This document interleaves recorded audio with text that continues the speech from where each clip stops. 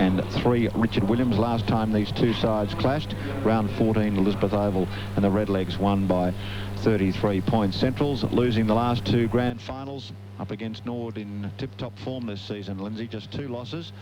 They have 30 points, and Central's in 3rd spot with 22 points. So a very important game for Central's. A lot of new faces we'll see for the first time. Certainly is, Roger, and Norwood firmly entrenched in top position, and they've done it because they've got a tremendous centre line, an attacking centre line. Tyson and Obst on the wings are very fast players, very elusive.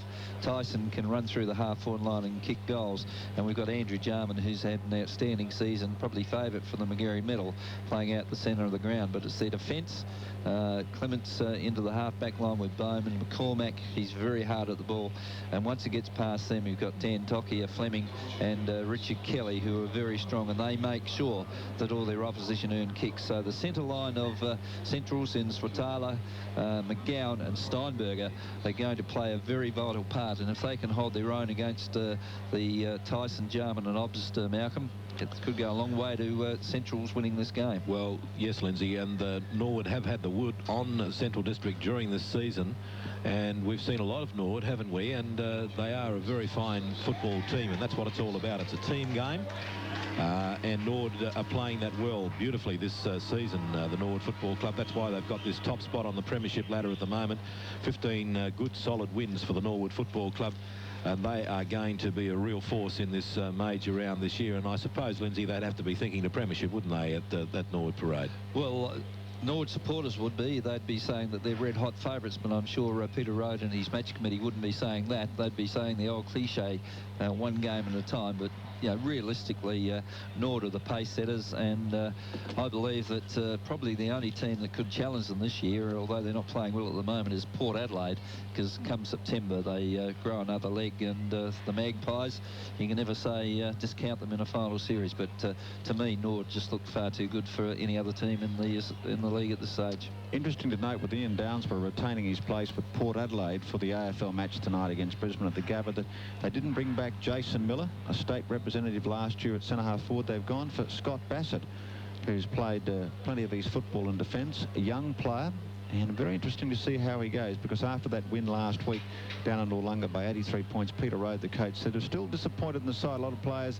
getting into bad habits, and it was interesting to note that Stephen Pitt, who was a star early in the season in defence, played well up forward, was named on the interchange bench. So obviously Norwood, still 4 matches, 4 rounds to go before the finals, but as you mentioned, a lot can happen in September. Certainly can, and one wonders Big Pascoe playing for Norwood. He's named on the interchange bench, but he's had some very good games since coming back from Victoria.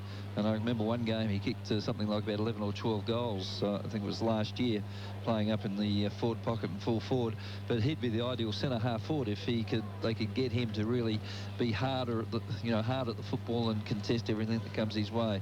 But it doesn't look like he's starting on the ground. It looks like he's coming to the interchange bench. But they've got a few options for centre half forward. But we'll just have to wait and see how young Scott Bassett does handle the position. Some other new players, Jones for Central, Swatala and Steinberner. On the wing, Steinberner with Port Adelaide. Lockwood comes back from Power. He's developed through his first season. Damien Hicks this season, he used to be a wingman in the reserves, went to full back. Now he's been a key player at centre half forward. Young Chambers, who's a young player, and Holm comes from Clarence, which was the previous club that Stevie Wright coached at. So lots of new names emerging, remembering the Bulldogs. The Bulldog supporters won't need to be told, losing the last 2 grand finals. Yes, I suppose that's the beauty with coming to watch the SANFL, is the new players that come along, and it doesn't matter how many you lose to AFL ranks, there's always some great juniors coming along to take their place, and also the recruiting teams from Norwood and the other clubs have done well in recruiting, especially Norwood. They've recruited some very good players that playing good football for them. O'Brien's back from a stint in Melbourne. We've got Tyson, who used to play for Richmond. McCormack, who was, I think, with Carlton. Fleming, who was with Fitzroy.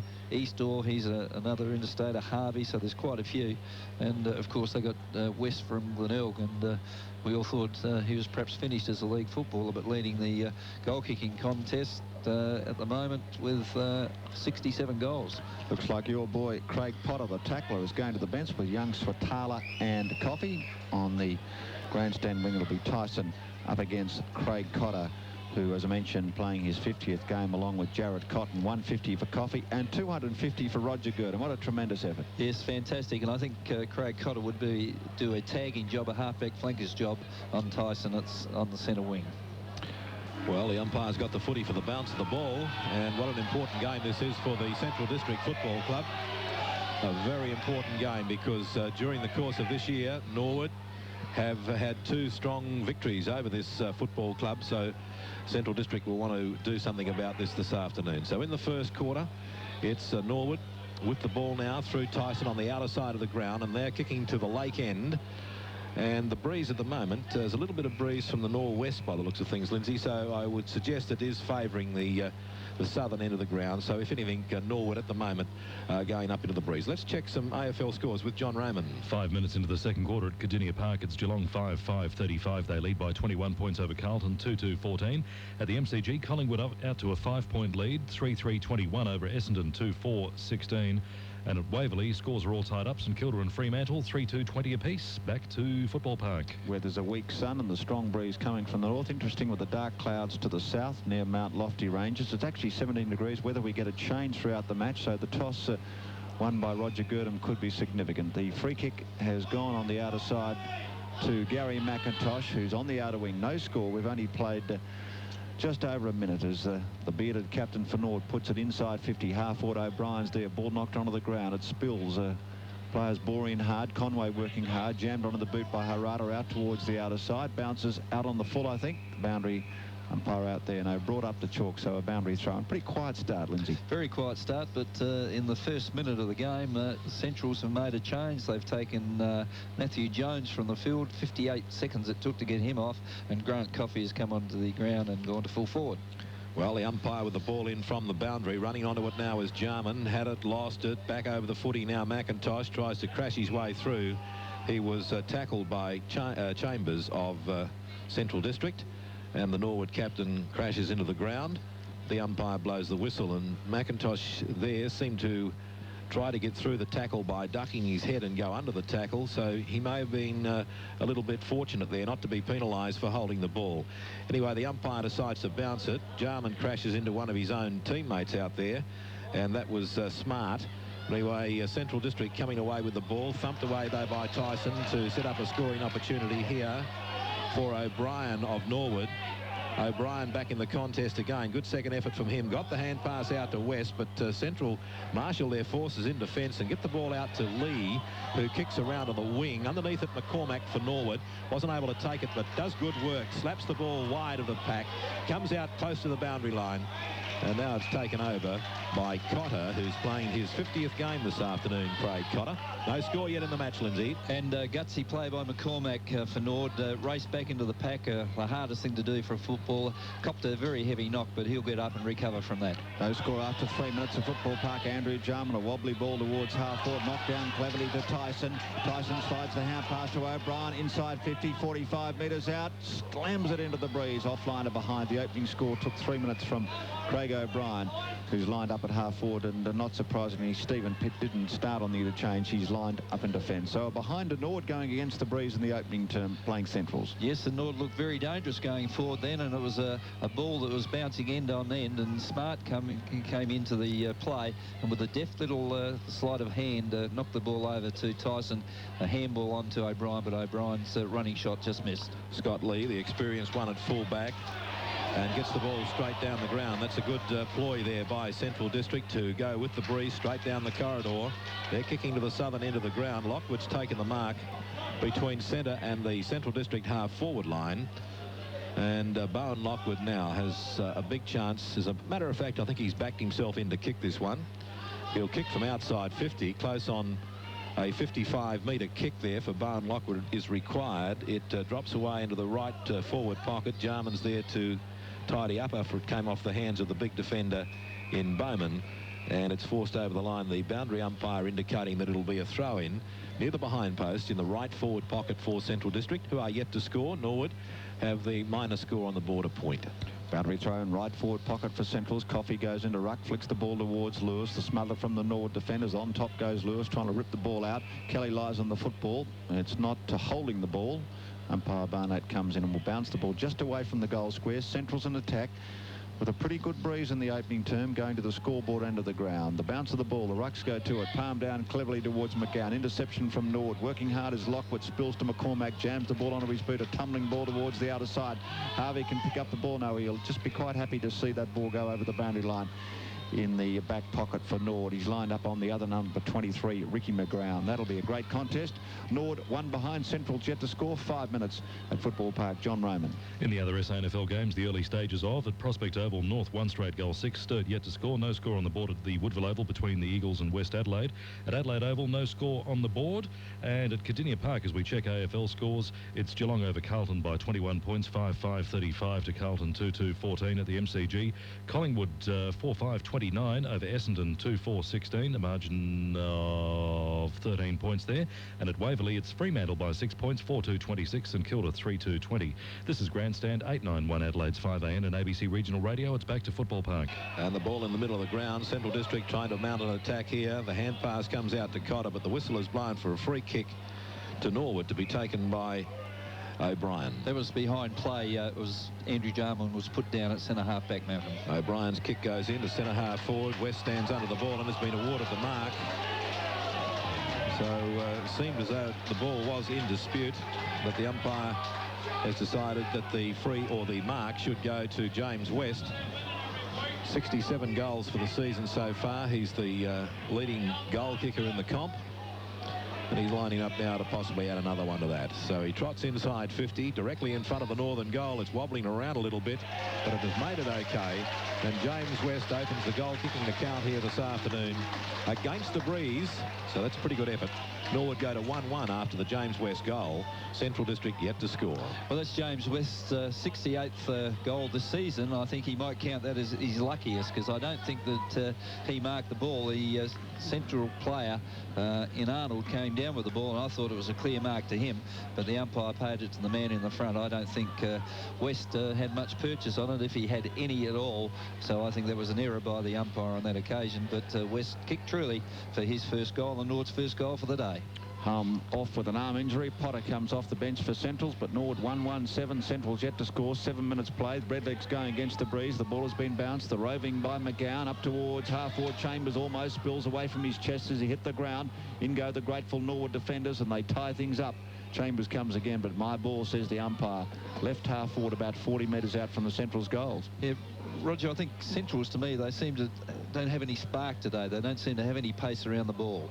Well, this would be very tricky against Norwood, because Norwood's such a strong side, and they know if they can perform well against this breeze in the opening term, they can really consolidate in the second term. And Harvey quite happy to take it over the behind the line there and concede the opening score to Centrals. So Centrals are behind. They're with the strong breeze, and it's taken them 8 minutes to score, and they trail Norwood by 6 points. Yes, just don't seem to have any pace around the ball to really run away from their opposition. Looks like Girdham is tagging Andrew Jarman here today. ABC Grandstand footy this afternoon, bringing you the big game here at Football Park, and also the other local matches and the AFL. The Norwood team taking the ball around the outer side. Tyson's out there. Hand pass from him goes out wide to Obbs. Obbs now on centre wing, outer side of Footy Park, but his kick wasn't good. Taken by Conway, who gave it across there to McGowan, who kicks it down where it's intercepted here by Harvey, one of the key on ballers for Norwood. And Harvey's kick, well, the turnovers is just remarkable, because Harvey's kick went straight to Damien Arnold. And Arnold at half back on the other side pops the ball towards the wing. The strong mark has been taken by the Centrals player, and it's moved across the ground. I think that was Lockwood over towards Saywell. The switch towards half-forward, a long lead from Lewis, and he drops the chest mark at half-forward. He was on his lonesome. Sweeps the hand pass towards centre half-forward, more in hope than anything. Taken by Dan Tokia, combining with Jarman, and here come the Redlegs. The ball chipped over the shoulder of Bowman. Bowman can paddle the ball in front of him, sips up on the grandstand wing, and he can place the ball. It's a wobbly ball up towards half-forward. Very awkward. It's taken well by Bassett. Hand pass to McIntosh, brushed aside the tackle over towards Tyson, left half forward. He tries to centre the ball. He's off balance, and the ball will go out in the forward pocket for Norwood. Tyson would be very disappointed, particularly with the lead-up work down the grandstand side. But Norwood leading by 6 points And Tyson would be disappointed with himself. He certainly would, and so would Peter Rowe, the coach of Norwood. He had to centre that ball, but unfortunately dropped it on the outside of his boot, and it did float out on the full. Well, coming up to the 10-minute mark of the first quarter, Jarman, a lightning hand pass out to Tyson, who can kick a goal. It's on its way. It's looking good. Second goal to Norwood. James West got one, and now James Tyson has got one. Yes, I'm at the signs for Norwood here today, and Centrals have really got to tighten up on Andrew Jarman. I would say in the first 10 minutes, he's probably had 7 or 8 possessions already, and that one really counted and really hurt the Central side. A beautiful, swift handball right to the breadbasket of James Tyson, gave him an open run into the goal square, and from about 40 metres out, put the ball straight through the centre, and that's what we've come to expect from James Tyson. Yes, happier on his right boot, making amends for an error a moment ago. So 12 points to lead to Norwood over Centrals. Out of the centre, the ball has moved up towards half forward for Centrals. It spills to Girdham at right half forward. Strong tackle from Dan Tokyo up towards the goals. There's plenty of wrestling going on. Free kick has been awarded. It will go to McCormack against Cotton. So it looked to be 50-50, isn't it? The rugged McCormack heads towards the outer side, low into the breeze, searching for the player out there, but it's Obst was the target, but it's been cut out by Steinberg, a solid young player. He's meant to have a great future with the AFL. The ball over towards his teammate. Strong tackle coming from Obst, and Centrals go up towards the forward pocket. Not for long, because the pressure down the field, the mark was taken by Fleming. Jarman takes the ball over towards Pitt. He's kicked the ball out on the full, so the free kick will go to Centrals on the outer side, and it'll be taken out there by young Chambers, a busy young player. And it was a great running tackle, chased by Obst. The certain goal to Central coming up, but Obst was the one who chased and brought the player down. Well, the kick from Chambers came in and was marked by Coffey, but the umpire saw an infringement, and the free kick will go to Bowman of Norwood, the big centre half back. So Bowman taking plenty of time to dispose of the footy. And why wouldn't he? Because at the moment, Norwood are holding the whip hand here in this game. They're kicking goals against the breeze. And Central District will need to sharpen up their game and capitalise on this wind advantage in the first quarter. McGowan puts them into attack, but his kick is atrocious. Mark taken by Kelly across the half-back line for Norwood. He goes over to Obst, who gets the ball on now to Rowe. Rowe out wide to Harvey. And Harvey transferring play around that outer side. Bassett stands under the footy in front of the pack, knocked away by Arnold at the back. The ball comes to the front and taken by McIntosh, who hand passes out over the line. And there'll be a throw-in. Not quite the half-forward flank for Norwood as they kick to the lake into the ground in this first quarter. 2 very good goals against the breeze, one from James West and one from James Tyson. For Norwood, 2-1-13. To Central District, no goals, one behind, just 1 point for Central District, and almost 12.5 minutes into the first quarter, their coach would be getting a little bit concerned about this. Plays on the outer wing. The free kick has gone to Centrals, and was it gone to Norwood? No, it's gone to Norwood as Jarman tries to rip the ball away from his opponent in Daniel Hulme.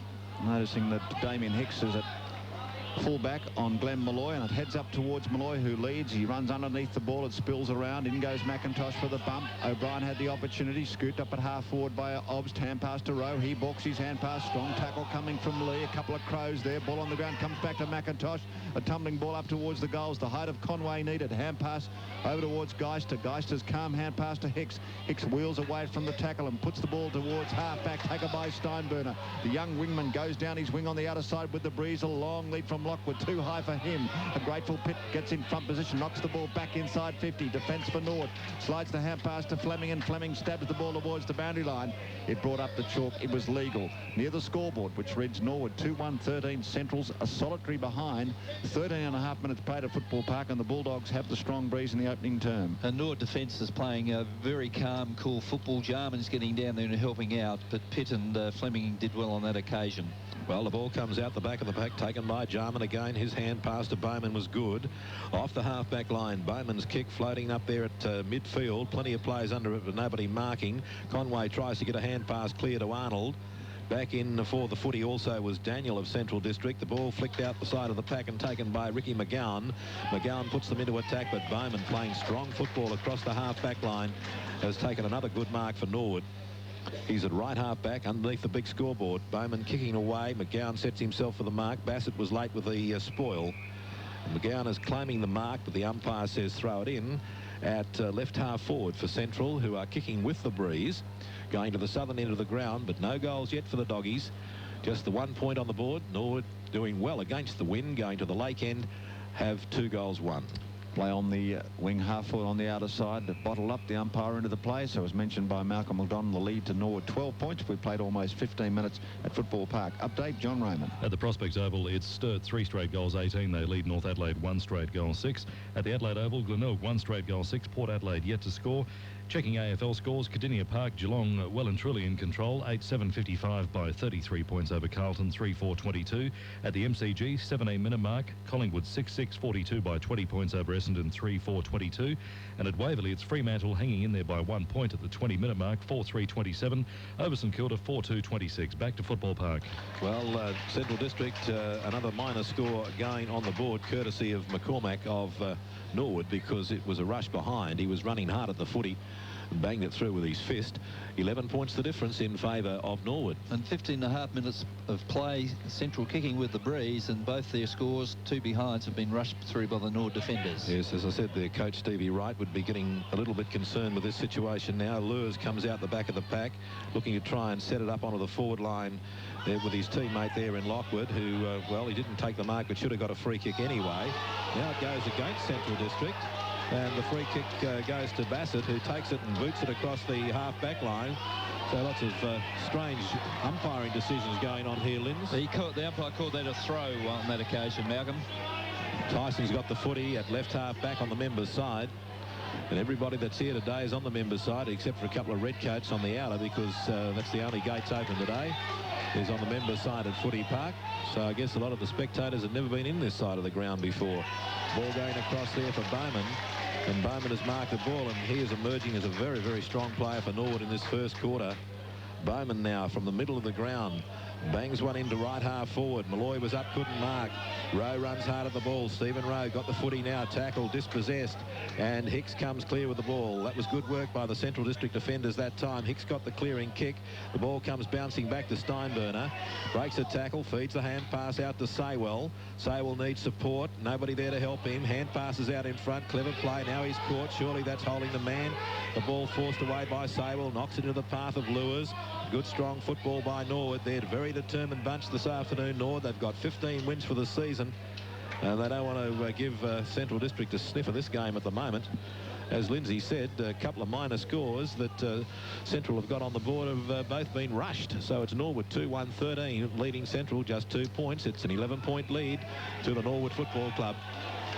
And the free kick's gone to Harvey over the shoulder, and the Centrals, the supporters getting pretty irate. I don't think they've had the best of deals from the umpires in this opening term, have they? And no. That's just frustrated them, particularly when they haven't used the breeze properly. A good mark by Eastor on the outer wing for Norwood. I would say, just off my own bat, the freeze would be about 8-1 in favour of Norwood. Ball fisted onto the ground by Geister. In fact, it's scooped up by that player there. It's Paul Geister, the former North Melbourne player, now on the Port Adelaide Port Power list. It's on the grandstand wing. Strong tackle on Lockwood by Pitt. Strong tackle coming from Geister. He came down the ground. And free kick wanted by the Central supporters. Not there. Umpire Barnett making a couple of decisions a moment ago. And that one saying, no, it's not lying on top of the football or holding the ball. It's my ball on the grandstand wing. McIntosh comes across, ready for the tap. It's won by Harada. The loose hand pass gives a chance for Tyson. Ball knocked away from him.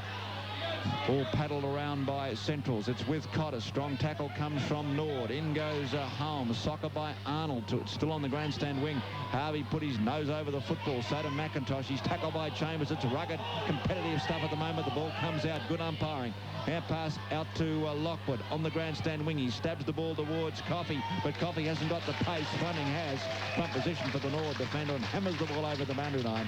Right half forward for Centrals. They'd love a couple of goals, Lindsay. Haven't kicked one, 2 behinds. Norwood 2-1-13. The Redlegs by 11 points. Well, they're not getting any clear kicks in attack, and coming out of defence and through the centre of the ground, they're not delivering the ball correctly to the Central forwards. Well, the ball thrown in at right half forward for the Bulldogs. Girdham got the hand pass out to Coffey. That was kicked forward by Saywell. Interception, though, by Fleming. Got it to Harvey. Harvey now back to McCormack. McCormack's kick going down. Steinberner does the intercept. Good work by him. Got it out to Cotton. Cotton fires on the southern goal. Bang! I was was just going to nominate first goal to the Bulldogs, and it hit the woodwork. Well, they're not having much luck, are they? The Central District side here in this first quarter. Their third minor score goes on the board. They trail by 10 points. Yes, a mistake by McCormack coming out of defence. Was kicking to centre half back, but was a bit off stray and kicked it to Steinberger. He got it over to Cotton, and Cotton's running shot hit the post. Kick in towards the outer side. Good mark taken by Easter. And just hear the Central supporters saying it's one of those days. Things don't seem to be going right. The ball hand pass to Ops with his pace at half back on the outer side, searching for Jarman. Ball bouncing into the centre square. Also the pace of Tyson. It's 2-on-2. Chance for Centrals to recover. Strong tackle by Jarman. Ball over towards McIntosh. He shrugs the side away. The attempted tackle has a look, a low ball, a half forward. Rowe, it knocked onto the ground at centre half forward. It was certainly hit on the grass. Rowe had to stop and prop and lean forward and couldn't quite get his fingernails under it. Bounced the ball at centre half forward for Norwood, going to the lake end of the ground. And as we've told you, Norwood against the strong breeze in this opening turn lead by 10 points and playing very confident football. It was one of those slips catches that just got there before the hand come down under the ball. Just a half a metre too short the kick. No third umpire required. The ball bounced around to West with the hand pass, just keeping it moving forward over towards Smart. Good player last week. Back towards O'Brien. Spills to Smart. Wheels away left half forward. Gets away from Daniel and picks out Rowe. Wonderful football by Nathan Smart. He's really developed this season. And Stephen Rowe left half forward.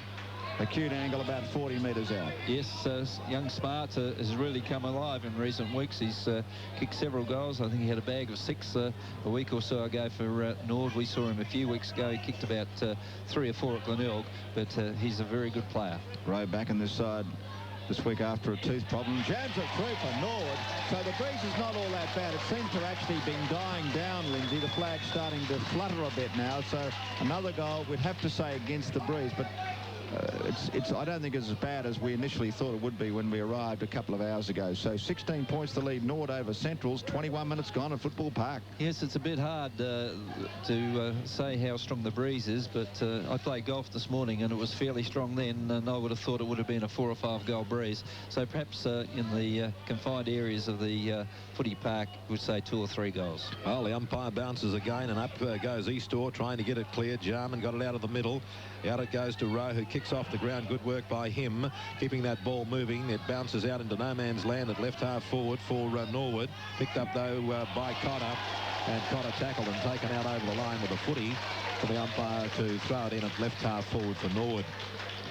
Well, Norwood, a very impressive scoreboard in this first quarter as they go against the breeze, regardless of how strong it is. They're doing well against it.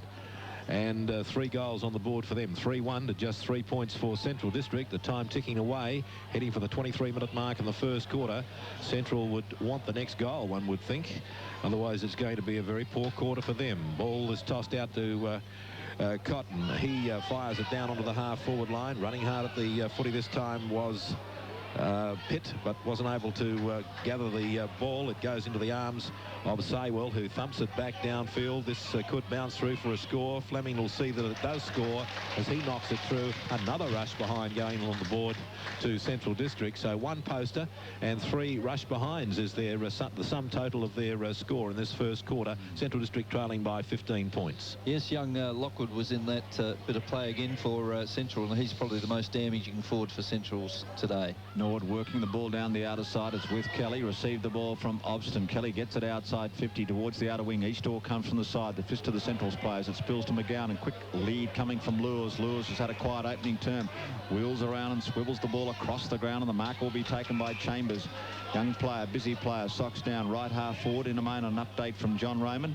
Let's see how young Chambers goes. Number 41, Sean Chambers. We know the umpire, Kevin Chambers. First time we spotted this youngster. Right half forward, grandstand side. The crowd virtually can hear a pin drop. I think they realise how important this kick is, particularly the Central supporters. Virtually from the 50-metre line, he puts it up. It's going across with the breeze. It won't be quite a goal. It's a behind for Central, so they have 5 behinds. Norwood 3-1-19. The lead to Norwood is 14 points, almost 24 minutes played at Football Park. John Raymond. At the Prospect Oval, it's stirred by 19 points, 5-1-31. North Adelaide 2 straight goals, 12. The Adelaide Oval, Glenelg 2 straight goals, 12. They lead by 4 points over Port, 1-2-8. Getting close to half-time in the AFL at Cardinia Park, it's Geelong over Carlton by 29. 8-7-55, Carlton 3-8-26. At the MCG, it's Collingwood 8-6-54, Essendon 4-4-28. And St Kilda have a 12-point lead over Fremantle at Waverley. St Kilda 6-3-39. Fremantle 4-3-27. This is 891 Adelaide's 5am and ABC Regional Radio. Back to Football Park. Well, a terrific effort there by Obst of Norwood. Got the ball right up for Malloy. The ball out the back of the pack. Guys to hand pass virtually straight to Malloy, who got it over to West, who fires on that northern goal. It's not coming back far enough for him, and it drops through for a behind off the boot of James West. But good effort that time by Damien Obst, who carried the ball all around the outer flank and set up a goal-scoring chance for Norwood. And Obst carried the ball with pace, 3 or 4 bounces, and he would have to be one of the quickest players in SANFL football, I would say. Kick in by Lee, virtually straight down the ground. Marked by Sewell at half-back towards the wing. He floats the ball towards Steinberner. Jarman's trying to get in the way. The mark will be awarded. It was held long enough by the youngster Steinberner, who's been impressive, a chunky player. Stops, props, and now pops the ball towards centre half forward, searching for Lewis. He's behind his opponent, almost a mark to Lewis. It's over the shoulder, goes against Lewis. Well, you know, he had his eyes on the football. He might have infringed Bowman, who stood his ground, but Very soft, Roger, very soft free kick. things don't seem to be going right for Centrals, but all credit to Norwood. They really played this well into the breeze, and they've manned up, they've used the ball, they've carried it, and now here comes Smart over towards Jarman. Norwood have the ball on the outer wing up towards half forward.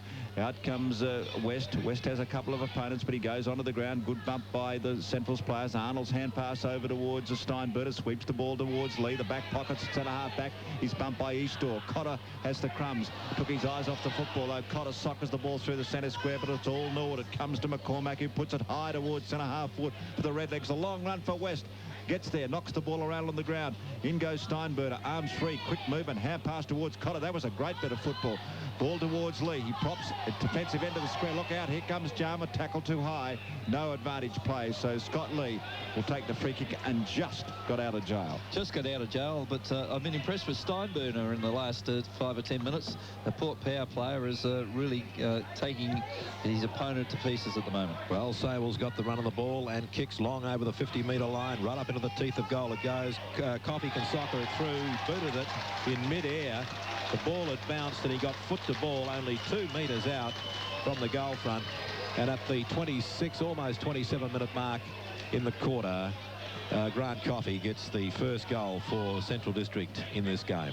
Yes, and I suppose you could say it was a bit of a lucky free kick, but it was a direct piece of play by Centrals. They drove the ball long with the breeze. It carried over the head of the full forward and full back. Coffey responded quickly, got back and just got his foot to the ball as it was bouncing, and booted the first goal for Centrals. Norwood 3-2-20 lead. Centrals 1-5-11. 9 points in favour of the Redlegs. Bounce of the ball. The Rucks go to it. It's roved by Harvey. Harvey puts it high towards the grandstand wing. Centrals seem to have the numbers. Not favoured by the bounce, but it's hammered forward by a leaping Harada down the grandstand wing. In steams Halm. Ball knocked away from him. Soccer by Harada. He kept going. It's at centre half forward for Central. Scooped up by Pitt. Paddles the ball in front of him. In goes the hard-working Girdham. Surely was grabbed when not in possession. Ball spills to Easthorpe. Jarman defensive end of the square, and he slams the ball towards centre half forward for Norwood. Onto the ground goes Geister. Geister battling hard. Smart's there for Norwood. Ball might be bounced. No, Steinberner went in and picked up the football and gave it to Lee. Lee looks and passes the ball over towards McGowan. Right in the centre circle. In a moment, John Roman. See what Centrals can make it. No, the siren sounds. McGowan waited. Thought he might get a lead, but he couldn't kick it to the 50-metre or inside.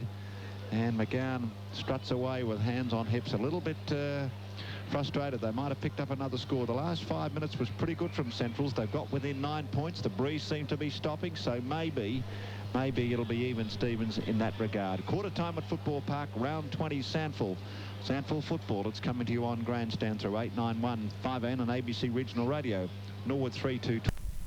And after the 12 o'clock news, we'll have a half of Sydney Hawthorn at the SCG, a half of Richmond North Melbourne at the MCG, and we'll have a full call from 2:45 to 5:30 of the game between Adelaide and Western Bulldogs, and there should be a crowd of around about 40,000, particularly after the showdown number 2 and the dramatic situation in the finale. Have you got over that, Lindsay? Wasn't that amazing scenes? It certainly was. You know, I really can't comprehend the winning side, though. I really thought that Port Adelaide would have won that game. Interesting, John Cale's comments at the press conference. He was very He was very praiseworthy of his side, particularly after being belted the week before by Geelong. He said, but the inexperience of the rushing of the defenders in that last 5 minutes virtually cost them the game. Yes, we noticed in the third quarter that the Adelaide Crows, when they attacked right up, even when they were on the half-forward flank, they kept the ball close to the outer boundary line, and they were taking 10 and 15, 20 seconds to move the ball on, whereas the Port Adelaide players in the final quarter, they were just playing as if it was the opening quarter, and were kicking the ball very quickly, and that's where John Carr was saying that you know, his players lacked in experience. And a couple of times on the grandstand wing, they handballed the ball into the centre of the ground instead of handball into the boundary line. Comments on grandstand from Lindsay Backman. Second term about to get underway at Football Park. Norwood 3-2-20. Central's 1-5-11. Malcolm McDonald. Thank you, Rog. Yes, and the second quarter underway. With the rucks to it at the centre bounce. And Central District now really have to lift their game. No doubt Stevie Wright would have asked for a big effort here in this second quarter. The ball coming out onto the wing, and Chambers was tackled and brought down in that tackle, and the umpire will come in and bounce. So not much movement so far in this second quarter. No, very strong tackle by Craig O'Brien, and he brought the Central player down, but he had no chance of getting rid of the ball.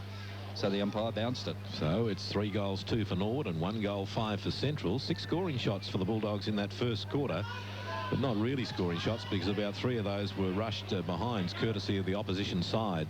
But they should have got more than 1 goal, I think, Central, because they are a fairly strong side. They've got a lot of Port Adelaide representatives in this side this afternoon. Young footballers on the up and in this caper. Here's McIntosh putting them out wide onto the half-forward right position. O'Brien runs onto the ball for Norwood.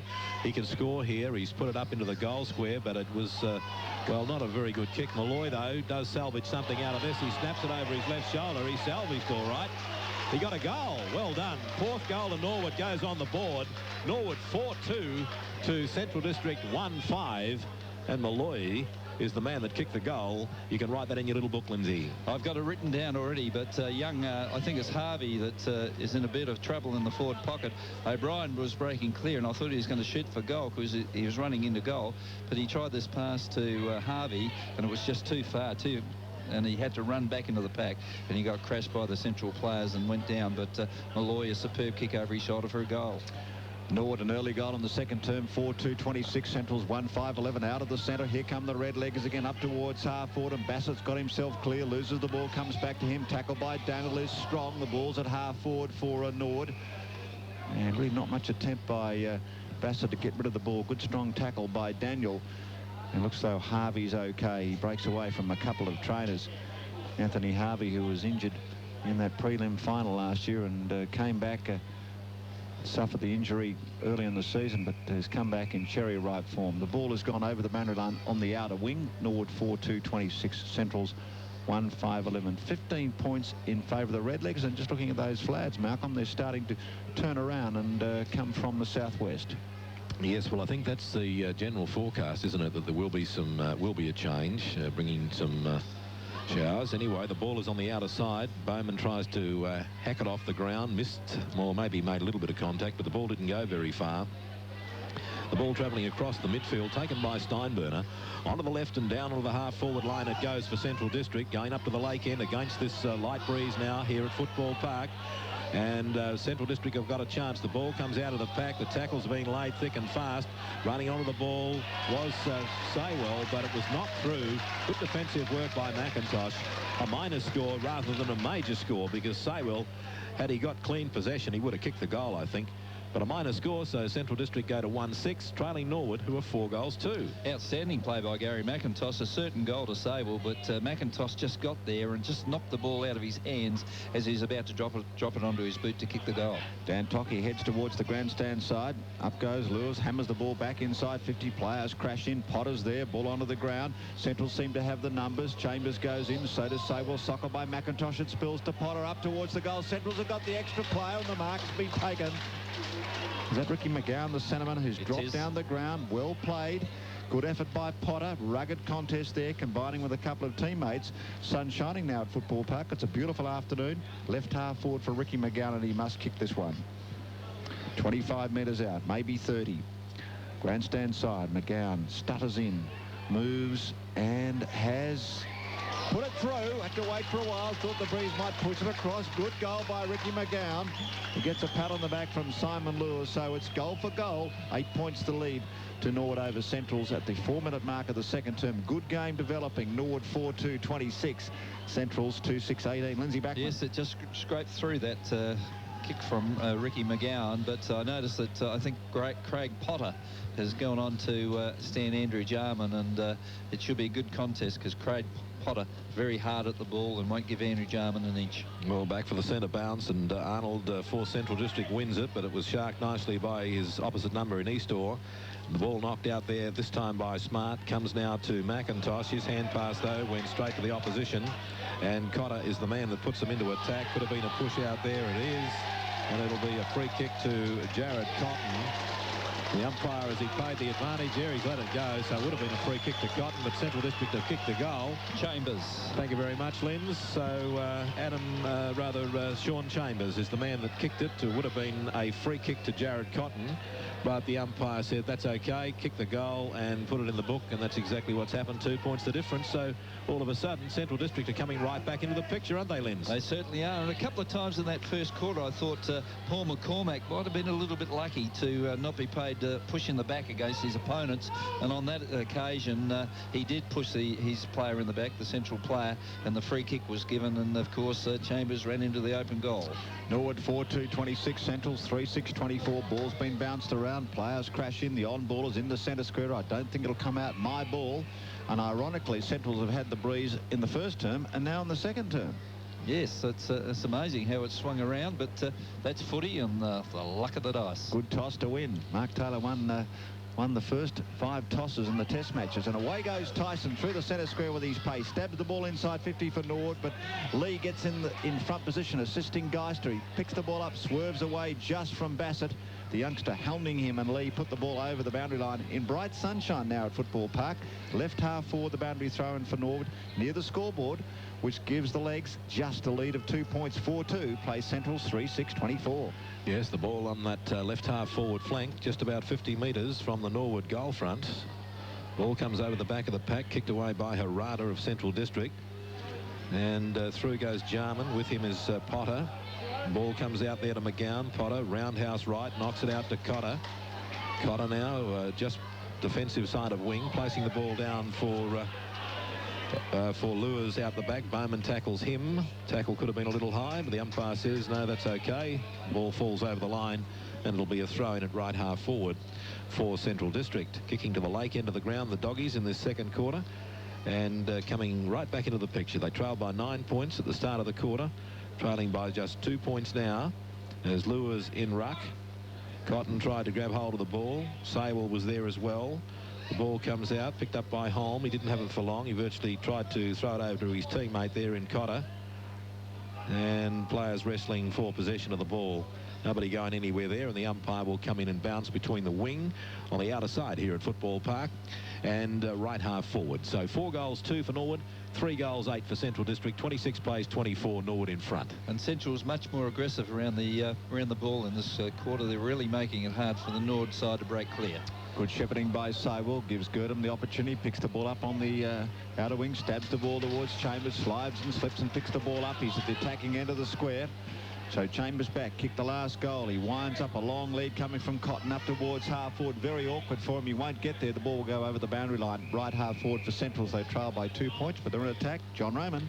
At the Prospect Oval, no change to the quarter-time score. It's still Sturt 5-1, 31 by 19 points over North. 2 straight goals, 12. At the Adelaide Oval, 1 point the difference now. Glenelg 3-2, 20 by 1 point over Port, 2-7, 19. And the quarter-time margin from the Woodville Oval, West Adelaide were leading the Eagles by 22 points. The margins at half-time in the AFL, third quarter about to get underway. Cardinia Park, Geelong lead Carlton by 29 points. St Kilda leading Fremantle by 12 points. And Collingwood lead Essendon by 32 points at the MCG. This is Grandstand, 891 Adelaide's 5AN. Back to the Football Park. Norwood leading by 4 points, but 2 points, but Central District on the attack. Cotter got the ball around the corner, and the mark has been taken down there in the full forward spot by Holm. So he's in the right forward pocket, Daniel Holm, and he's got a chance here to bring up another score for Central District. Currently it's Norwood 4-2, leading Central 3-6. A 2-point advantage to the top team, Norwood, and they are the top team because they've had 15 wins for the season. only been defeated twice. And they've had the wood on Central District this season with 2 solid wins as the season has progressed.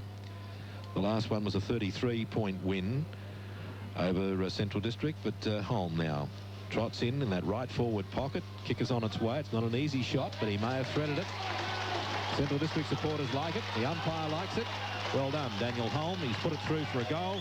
And Central District hit the front for the first time in the game. They have a 4-point advantage. And they've done it very well in this third quarter. Centrals, the wind has...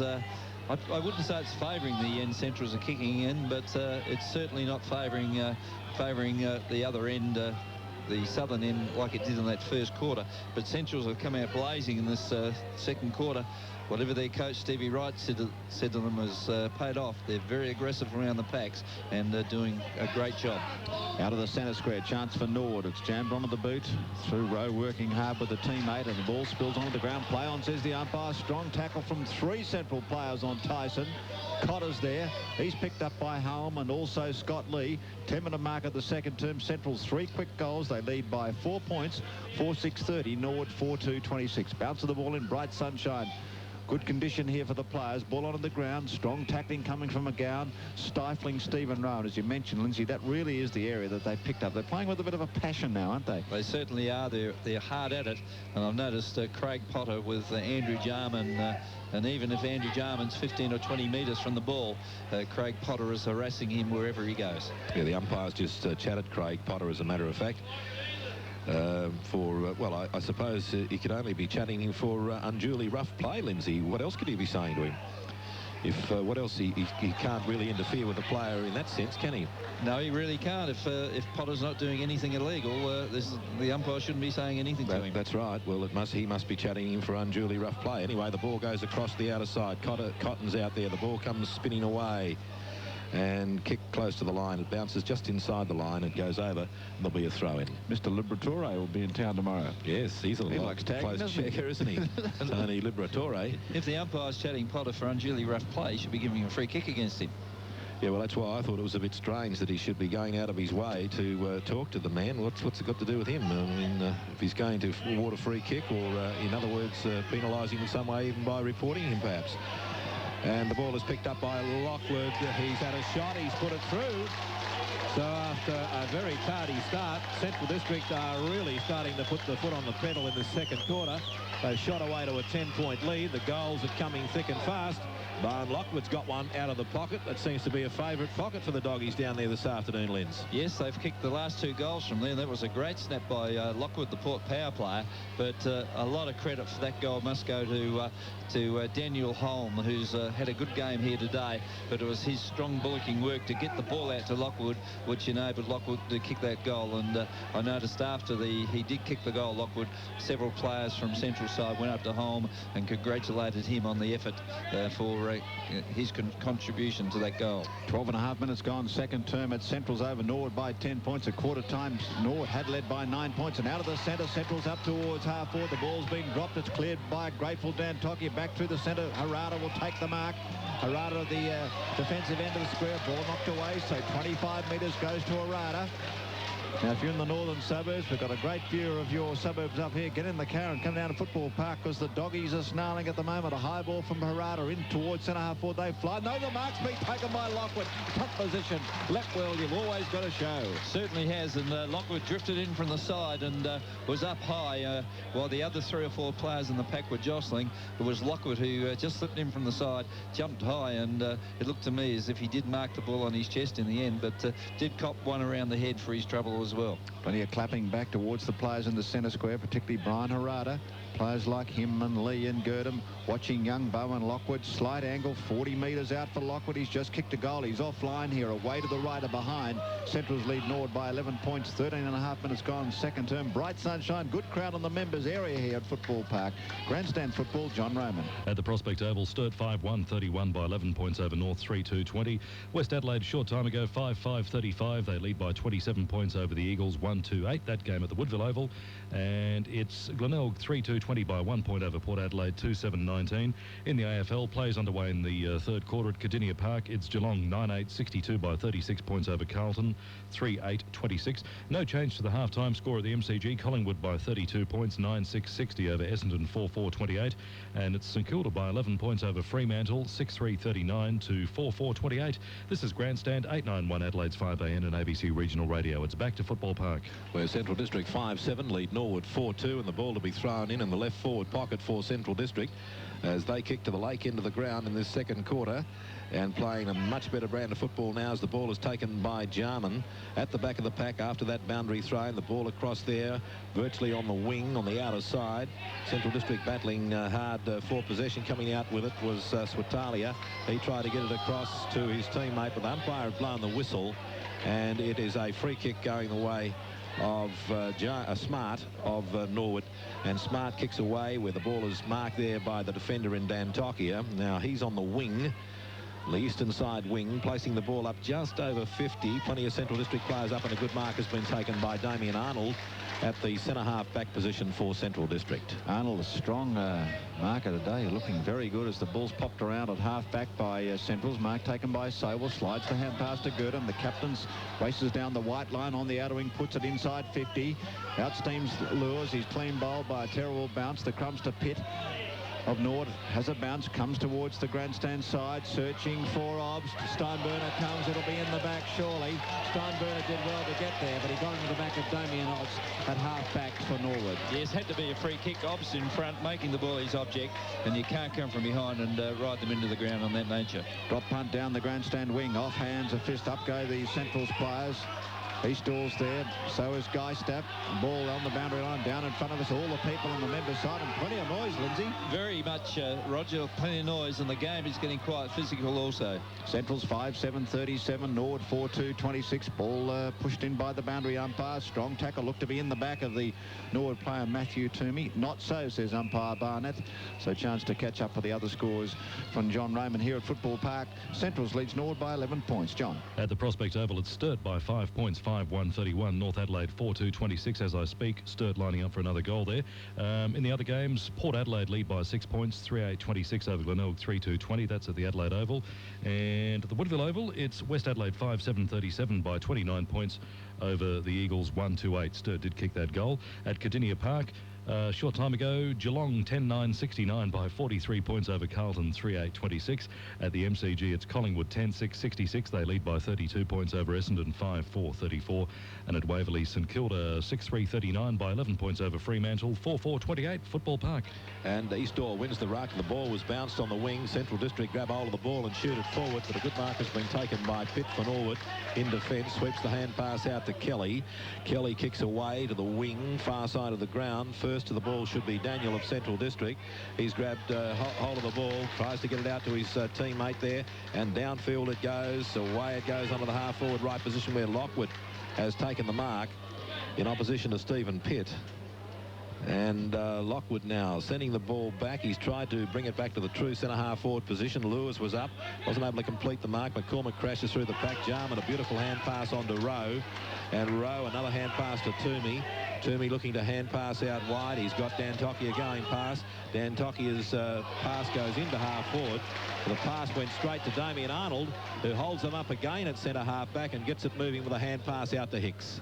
And the ball's been marked by Lockwood, who's having a blinder in the second term. He's everywhere, Lindsay. He certainly is, Roger. He's kicked a beautiful goal, and but he didn't do too well on that occasion. Another turnover against Central. Cut out by Tyson, who passes the ball towards Toomey. The attacking end of the square. Norwood would love a goal. They're down by 11 points. It's been all Centrals in this term since the opening goal from Malloy. And the twirl of the red football by Toomey. In and out of the side this season. Andrew Jarman says kick it long. He's waiting on the lead. Malloy's been marked by Hicks. There's the lead from Bassett. He's been marked by Conway. Bassett gets there, drops the ball. Pursued by Conway, close to the boundary line, gets free. Well done by Bassett, pops the ball up towards the goals. It's a brilliant effort, just offline of behind. He did well to get away from a couple of opponents, Bassett, but it was untidy in the end the way it came in.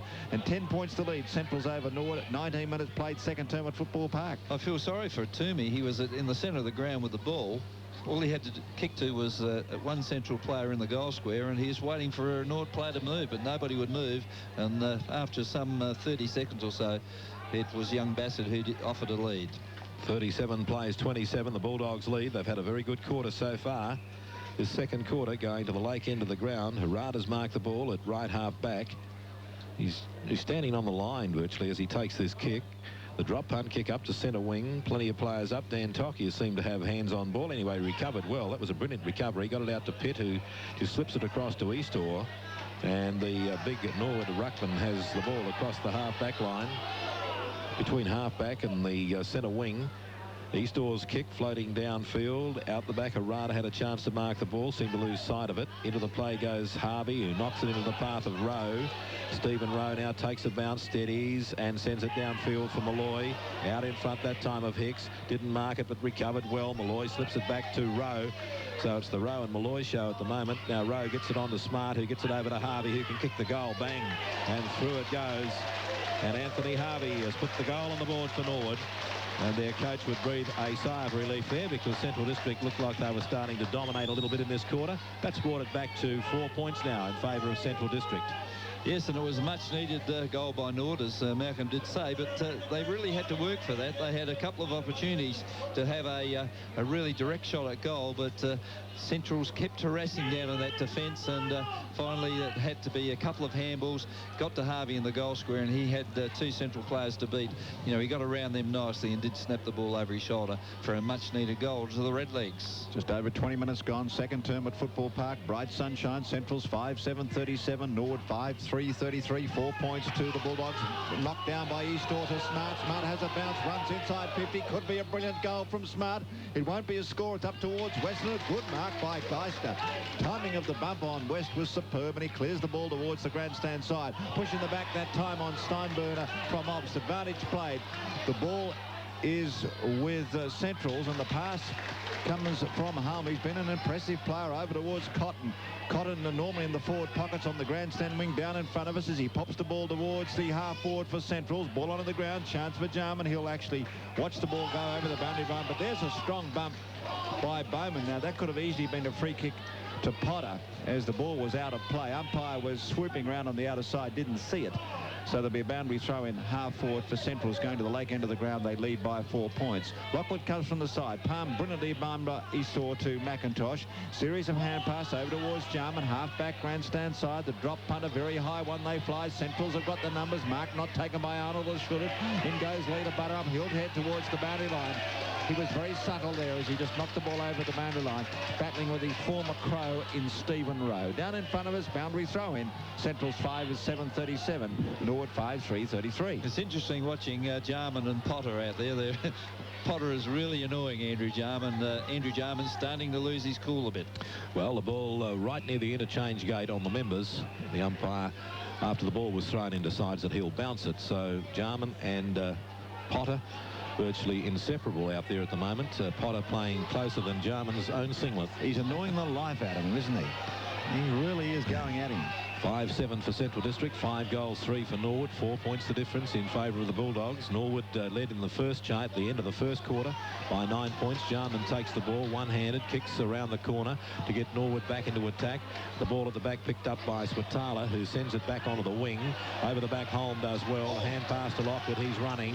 Lockwood's left foot kick goes downfield. Steaming out for the football. The mark has been taken by Lewis. Lewis now sending the ball down. He's kicked it straight to the opposition, though, although getting in there Cotton. It looked as though Dan Tocky was going to take that, and the result is pretty much the same as the ball is taken by Bassett, who fires it away to Harvey on the half-back flank. So what should have been a Central goal has been turned out. So great defence that time by Norwood. Now here's Tyson taking the ball on to Dan Tokia. Now to Kelly, who sends the ball into the half-forward line. Down goes the Central District player in West. I think West maybe got the tackle a little bit late, but anyway, it's going to be a free kick to Going to be reported, Malcolm. Yeah. Reported for charging. I thought the umpire, I thought it was a bit late, and I thought the umpire was trying to have a look at Westie's number. Must be a 50-metre penalty if he's being reported. Yeah, I think Steinberner's the man that was unloaded, wasn't he? Yeah, it was a very late tackle, I thought, Malcolm, and I'm not surprised that the umpire is at least reporting for charging against James West. But probably most importantly for Red Leg fans is that Gary McIntosh has limped off the field.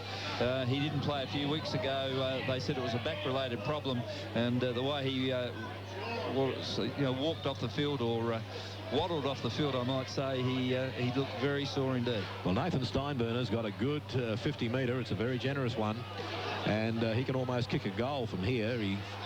He'll run up and kick from the shadow of the big light tower here to the northern end goal. And Nathan Steinberner with his breeze swinging around now to favour centre. He's going to pass the ball off anyway. The leader's on from Lewis. It goes into the left forward pocket. Norwood very tight in defence. Slip the ball out again as it bounces away onto the half-back flank. This could go over the line, although it's being trapped by Steinberner again. Maybe he'll go a little longer with his kick this time. No, he decides to go across almost to the midfield where Harada has taken the mark. He virtually is at midfield, Brian Harada. So Central having trouble with this very tight Norwood defence. They can get in over 50, but then quite often they're turned out. But this time Bowen Lockwood has taken another good mark. Kicked a goal earlier in the game, 5-7 Central to 5-3 Norwood. It's a narrow 4-point lead to the Bulldogs, and we're well into the quarter now, past 25 minutes in the second quarter. And Bowen Lockwood fancies himself here to kick another goal, his second for the afternoon. If he does, it'll give Central a handy 10-point lead. It's travelling fairly well, but being touched over the line. And the umpire indicates, oh, no, it hasn't been touched. The player was behind the line when he touched the ball. So second goal to Bowen Lockwood. Central fans like that, because close to half-time, that means a 10-point lead to the Doggies, Linz. Yes, very good lead it is too, and Bowen Lockwood has had an outstanding quarter, and along with him and Steinberner would probably be the best two players on the ground in this second quarter. But I just noticed as Lockwood was running in to kick for goal, Gary McIntosh has left the arena, has gone down the race, and I think he'll be going to have a shower and some manipulation on his back. I don't think we'll see him again today. 26 minutes played second term at Football Park. Central 6-7-43, Norwood 5-3-33. The ball has been bounced, goes towards the outer side. My ball, says the umpire. And yes, Nathan Steinberner, first time I've seen him. What a player. John Roman. At Cardinia Park, as we update AFL scores, Geelong 11-11-77 by 44 points over Carlton 4-9-33. The MCG, Collingwood by 34 points, 11-8-74 over Essendon 6-4-40. And at Waverley, that's the close one, St Kilda by 9 points, 7-3-45, Fremantle 5-6-36. Locally in Prospect, it's Sturt by 3 points, 6-1-37, North Adelaide 5-4-34. Short time ago, West Adelaide were leading the Eagles by 29 points. And at the Adelaide Oval, it's Port 3-8-26 by 6 points over Glenelg 3-2-20. Football Park. And as we come back to Football Park, Jared Cotton kicks a long goal for Central District. By gee, they've had a very productive quarter, and that is a 16-point lead now to Central, bearing in mind that they started the quarter 9 points down. So this has been a very fine quarter. What have they done? 6 goals they've kicked in this quarter, 6-2 to be precise, and that was a very fine kick that time from Jared Cotton. And it was a very good toss to win at the start of the game by the captain of the Central side, because they kicked with the breeze. They didn't make use of it. They trailed by 9 points at quarter time, but the breeze has definitely changed around, and the 6 goals to 2, and that was a long kick by Cotton that must have travelled 60 metres. Central 7-7-49, Norwood 5-3-33. The bounce of the ball, it spills again towards the grandstand side. Onto the ground goes Potter, tying up Andrew Jarman. Plenty of players around the umpire who will bounce the ball in this bright sunshine. Excellent conditions now as the ball goes up and down in the one spot. Strong tackle coming from Swatala on his opponent in Tyson. Frank Swatala's got plenty of pace. Has to match up with Tyson. And on this wing, the grandstand side, it's Obst against Steinberner. Bounce of the ball. Good one too from the umpires. Won by Eastor, but it's sharked by McGowan. Central's up towards centre half forward. In goes Jarman, eludes him. Scooped up by Girdham. Hand pass towards his teammate Chambers. Ricochet comes back to McGowan. He jams the ball inside 50 for Centrals. They come in from all angles. It crashes away. It spills away towards Bassett, who started at centre half forward. Now in defence over towards Rowe. Look out. Here comes Lee. And he takes out Stephen Rowe. And the ball over the boundary line. It was quite legal. It was a shirt front. And good play by Rowe. He's up. He's okay. And Scott Lee, he was travelling like the Aurora. He was going flat out, but Stephen Rowe, to his credit, did not deviate, and they just met each other, and Stephen Rowe, it was a great effort by him to get up, because I certainly wouldn't have. I would have been down for the count. Central District are not down for the count. They're well in front. They're leading by 16 points. They're back in again on the attack once more. Plenty of players up. The ball spills over the back of the pack. Saywell can kick a goal if it bounces for him. He does. Well done, Saywell. And another goal. The 7th goal in this quarter for Central District. And they blow out to a lead of 22 points. So this has been a very, very fine effort by Central as David Saywell's goal goes on the board. Jamie Saywell, I should say, goes on the board, and a 22-point lead. Well, I'm sure Peter Rowe, the coach in Norwood, to be sitting in his coach's box saying, blow the siren, because he'd want to get his troops together and really get their minds back on the job, because they're just being blasted off the footy field by this very quick and elusive Central side in this second quarter. Central's 8-7-55, Norwood 5-3-33. Will this be Norwood's 3rd loss of the season? Close to the final. Central's loving every moment of the... In goes Obbs, working hard, knocked forward by Arnold, spills towards Tyson, gets away from the rugged tackle from Girdham, gets the ball up towards centre half forward for Norwood. Harada leads his opponent in the race for the ball. Playing at centre half forward is Nathan Smart. Onto the ground goes Clements for Norwood. He's now on the ground. He came on in the second term, but Harada for the veteran. He got the legs going. Lindsay, I thought he was up against a couple of faster players, Toomey, but he was able to knock the ball over the boundary line. Yes, that's all you've got to do in defence. You've just got to get to the ball first and then play for the safe line of the boundary line. Boundary throw in taken by Pascoe. Hand pass to Harvey. Swerves across to centre half forward. Can he get the ball round far enough? Good kick from Harvey. No, it won't go through the goal area. Behind Conway there. We're used to him playing up forward, but he's playing centre half back today also, Geister. So the Bulldogs happy to concede that behind. They lead by 21 points over Norwood. We've played over 30 minutes in the second term. One area that Norwood are striking trouble with at the moment is their centre half forward area, or their half forward line. They're being well beaten and held by the Central half backs. They've got Pascoe at centre half forward now, and let's hope for Norwood's sake that he can do something to arrest the slide they're in at the moment. Scott Lee, who's given great service to the Central District Football Club, brings the ball back into play. Gets it out to McGowan, who gets it out wide to Swatala, who kicks the ball back almost to midfield. Fleming tries to hack it off the ground. Saywell's there with a hand pass on the up to Girdham, who's playing his 250th this afternoon. But the siren sounds to bring down the curtain on the first half of the game. And the Central District fans are out of their chairs after that second quarter. They're very happy with that, because Central District, what are you laughing at, Linz? Central District trailed by 9 points at the start of the quarter. They have a handy 21-point lead now at half-time. 8-7 for the Bulldogs to Norwood, 5-4.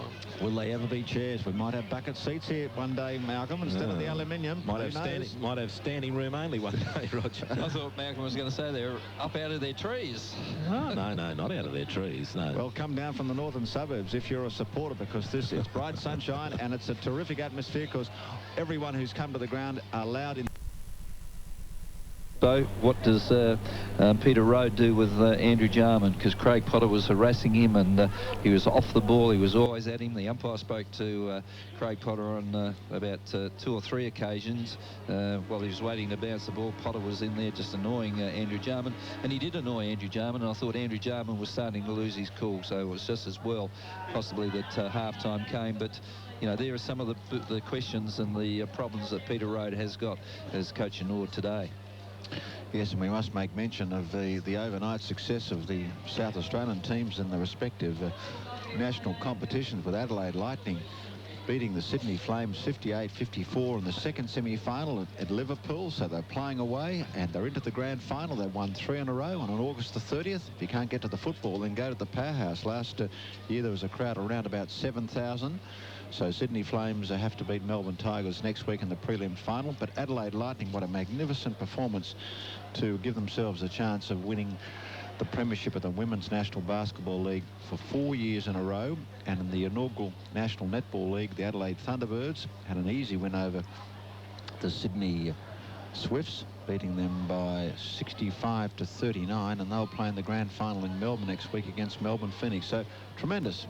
I watched a bit of that game last night on the telly, and they dominated the South Australians.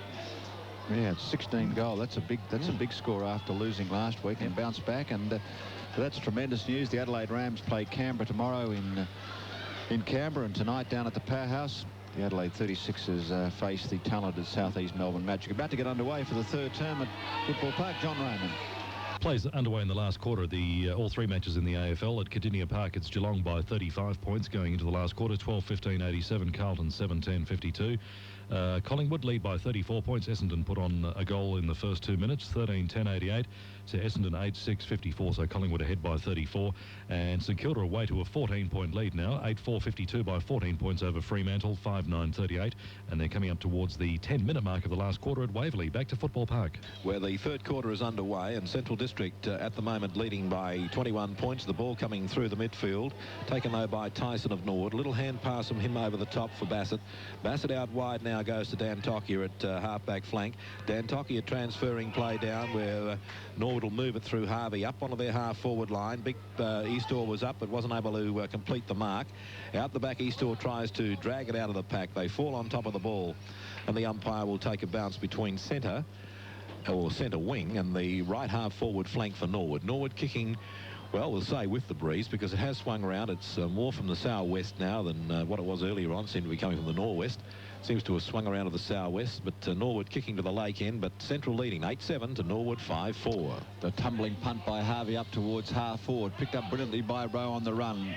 Beautiful hand pass back towards Harvey. Inside 50, right forward pocket across the face of goals. No, in fact, it didn't get that far. It went to the right and was a behind for Norwood. A brilliant combination between Rowe and Harvey. Wasn't a goal, and it's 20 points the lead to Central's over Norwood. Craig Potter's still harassing Andrew Jarman, and Malloy's been shifted out to centre half forward from the Redlegs in this third quarter. Yes, I'm just looking at Simon Lewis. Has he gone back into defence, or has he just dropped down the field? Because Lewis a moment ago was in the play. He's around about centre half back at the moment. The switch from Central's. Lee jams the ball onto his boot towards the centre wing, but mucking around, it was cut out by Tyson, and Tyson on the grandstand wing will wind up with the breeze. A long ball inside 50. It all seems to be Central's. They fly, and a mark has been taken down there by Simon Lewis, but it's been a push out. It was obviously outside the legal 5 metres, and a push out will give West the opportunity to kick his second goal. I think that's a dreadful decision by the umpire. It's just two players had a body contest, and Lewis just marked in front of them. I think that's over umpiring, and a dreadful decision by the umpire. Umpire Mark Barnett. So if West could pick up his second goal with the benefit of the umpire as he moves in, and he's put it through so that the Redlegs get the first goal of the third term. 2.5 minutes gone as Lewis goes off. Cotter comes back on. West has his second, and suddenly Central's leads Norwood by just 14 points. John Raymond. The last quarter well and truly established in all three AFL games. Geelong 12-15-87 by 34 points over Carlton 7-11-53. At the MCG, it's Collingwood by 29 points, 13-11-89, Essendon 9-6-60. And at Waverley, the margin back to 8 points now. St Kilda 8-4-52 by 8 points over Fremantle 6-8-44. This is Grandstand 891 Adelaide's 5am and ABC Regional Radio. It's back to Football Park. 14 points the difference, 7-8, or I should say 8-7 for Central District and 6-5 for Norwood. So it's a 14-point lead to Central. They started the quarter 21 points in front, but Norwood obviously revved up by their coach Peter Rode at half-time, asking for a big effort in the second half. I guess in one sense Norwood haven't had a lot of luck. They've kicked against the breeze in the first 2 quarters of the game. But anyway, the umpire's got the footy up there for another bounce. So 14 points, Norwood trailing at the moment. 8-7 for Central and 6 goals 5 for Norwood. ABC Grandstand footy around the country this afternoon. The ball coming out of the pack, taken by Sable, flicks it across to Steinburner. He's off. He was tackled, but just got in the kick in the nick of time. The ball goes up there for Lockwood. Out the back, the chance was for McCormack. Lays a hip and shoulder on Lockwood, then takes the kick. And McCormack's kick downfield and has been marked by Smart for Norwood. Left foot kick, swings the play into centre half forward. Up went Malloy, wasn't able to mark the ball. Hand pass comes to Cotter. Now on to Lee. Rowe tackles. Lee dropped the footy. The ball comes out now to Big Arnold, the big ruckman. He was tackled. The hand pass comes over now, taken this time by Rowe. Stephen Rowe to put Norwood onto their half-forward line, but there's nobody there for the legs. And the mark is easily taken by the big defender, Brian Harada. Across the ground goes Centrals to Geister. Geister in the back pocket, grandstand side. The Bulldogs 8-7-55, Norwood 6-5-41. He waits on the lead. He's received it, but Bowman gets in the way. It was meant for Cotter. Girdham Lovely hand pass under pressure back to Cotter, to Swatala on the grandstand wing. Here comes Potter. A tumbling ball. Needs a shepherd. He knocks it brilliantly under pressure to Lockwood. Look out, Lockwood. Gets away from the attempted tackle from Clements. Hand pass to Swatala. McGowan runs to 50. Goes for home up towards the goals. The mark will be taken by Centrals. That would be young Chambers. As I mentioned, he's a very useful player. He seems to get himself in the right position, and he worked hard there in a wonderful combination for Centrals. We'll just wait on this goal, Lindsay. It was the passage down in front of us on the grandstand wing, and it'll all come back to Roger Girdham, I'm sure. Buttering up on the grandstand wing. Chambers moves in. Can kick his second. He does. He counters to that early goal for Norwood, and it's back to a lead to Centrals over Norwood at 20 points. 5 minutes played, third term Football Park. Lindsay Backman. Yes, excellent play from Centrals. They controlled the ball right from the full back line through Geister, and he'd come here, as Roger mentioned, Roger Girdham. He's hard, he's courageous, and there was just 6 or 7 Centrals players that were involved in that passage of play. Cotter, it finished up with Ricky McGowan. I think Ricky McGowan was having a shot for goal. He was running into the goal, but it was Chambers who did read the ball well, read it a lot better than his Nord opponent, and he did mark easily on his chest in the goal square and kicked his second goal. Centrals lead by 20 points, 6-minute mark, third term at Football Park. Centrals 9-7-61, Norwood 6-5-41. John Roman. In a couple of the other SANFL games, a very close affair. At the Prospect Oval, it's 1 point the difference in favour of Sturt. 6-1-37, North Adelaide 5-6-36. And Port Adelaide just leading by 2 points now at the Adelaide Oval. 6-8-44 over Glenelg, 6-6-42. And Malloy with the ball sends it on to the left half forward, where Tyson has taken a mark for Norwood. Tyson heading for the goal square, and James West. Ball knocked away that time. Comes to McGowan. Little hand pass from him to accommodate Lee. Lee chipping the ball away for Cotter. Cotter stands under it and takes the mark. And Cotter in the back pocket for Central District. Craig Cotter playing his 50th game for the Dogs this afternoon. Sends the ball down for Potter. So Cotter kicked it to Potter. And Potter's got it on the half-back flank members' side. Lots of cheering in the members' stand today, because that's where the people are. There ain't anywhere else, because the rest of the ground is empty. The ball goes across there to be taken by Jarman, who gets it on to Toomey, who gets the ball over and taken that time down there by Malloy, who sends it up in the general direction of James West, but he wasn't able to take it. In goes Toomey. Toomey, a hand pass out. Taken by West. He gets it on to Harvey. A lot of hand passing by Norwood. Here's Obbs. He can finish it off. It's on its way. Travelling pretty well, but not quite good enough. And through for a behind, Lindsay. Another minor score there to Norwood. Yes, Norwood were harassed all the way by Central District on that occasion, and it was just the harassing that caused Norwood to kick it behind and not put another major on board. So the scoreboard here at Football Park says Central District 9-7, leading Norwood 6-6, as we update the other games with John Roman. At Cardinia Park, as we check AFL scores, Geelong by 34 points, 12-15-87 over Carlton, 7-11-53. And Essendon must have had their Milo at three-quarter time, because the margin now is only just 16 points in favour of Collingwood. Collingwood 13-11-89 over Essendon, 11-7-73. And in the other game, St Kilda kicking away. They've played 16 minutes in the last quarter. St Kilda 11-5-71 by 27 points over Fremantle, 6-8-44. Back to Football Park. Where Steinberger on the outer wing goes long inside 50 towards Chambers. You're juggling Mark running the same way as the football, 40 metres out.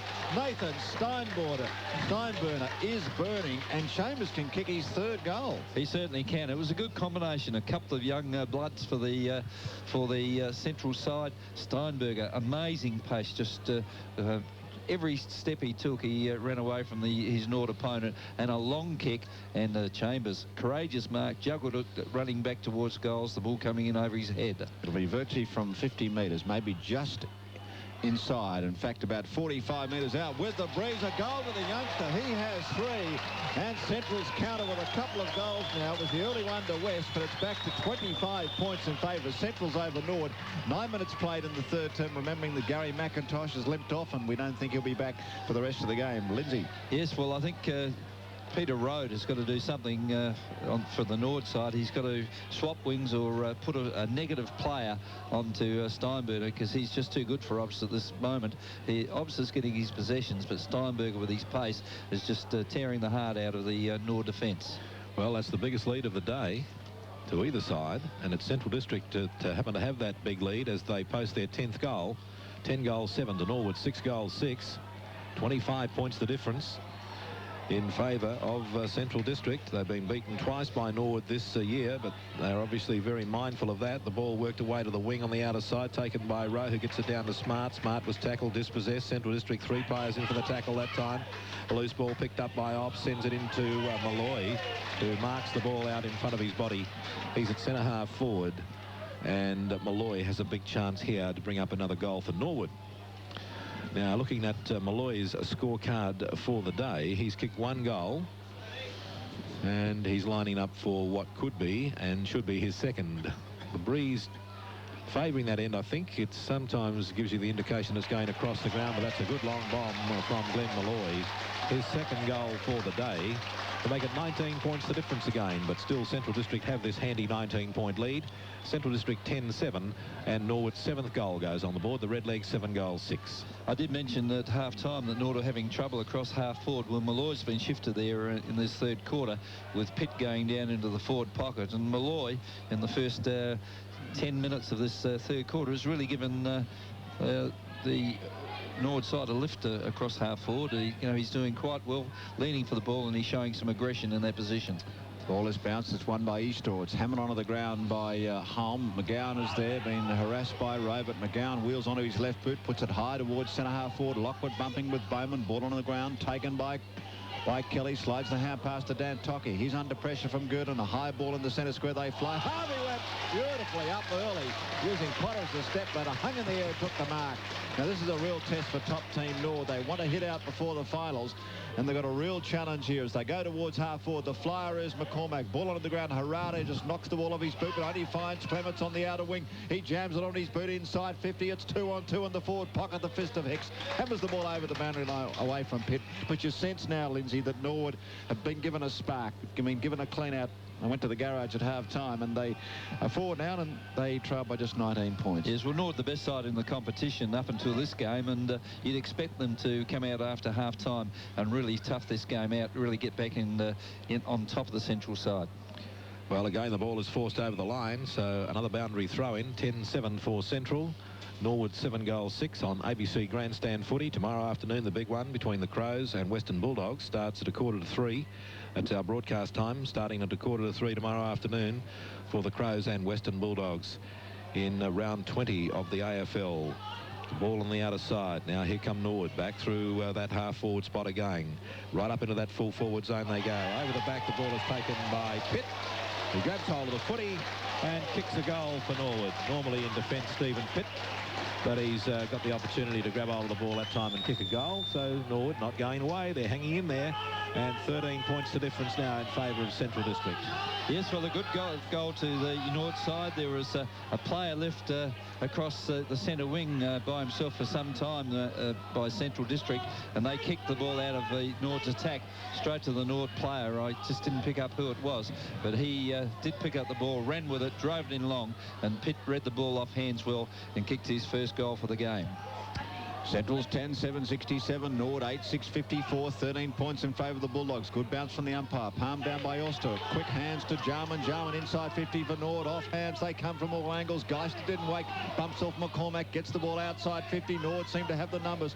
Across the ground comes Toomey supporting Ops. Ops goes back towards Clements, who handballs the ball away from Steinburner. Shepherded needed by Toomey. It's not there, but the ball is put long by Clements towards Pitt.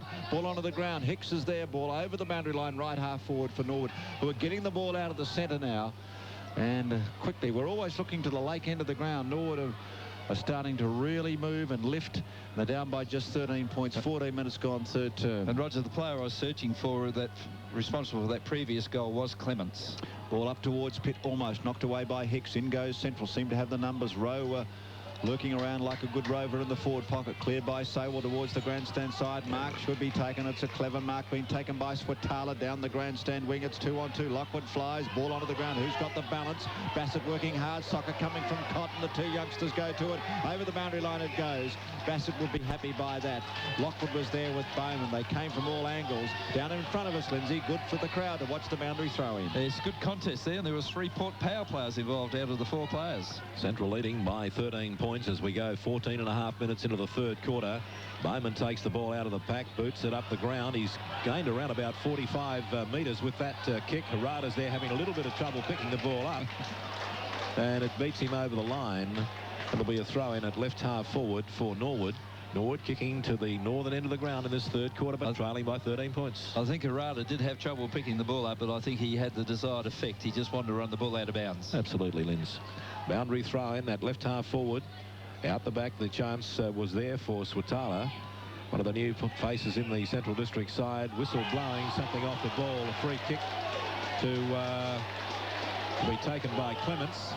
Just forward of centre wing. We'll just see how Norwood go with this forward movement. At the moment, they're trailing by 13 points. It's up there, it's over the line, and we can take an update from John Roman. In the AFL, it's Geelong by 29 points now over Carlton at Cardinia Park. 13-16-94, Carlton 9-11-65.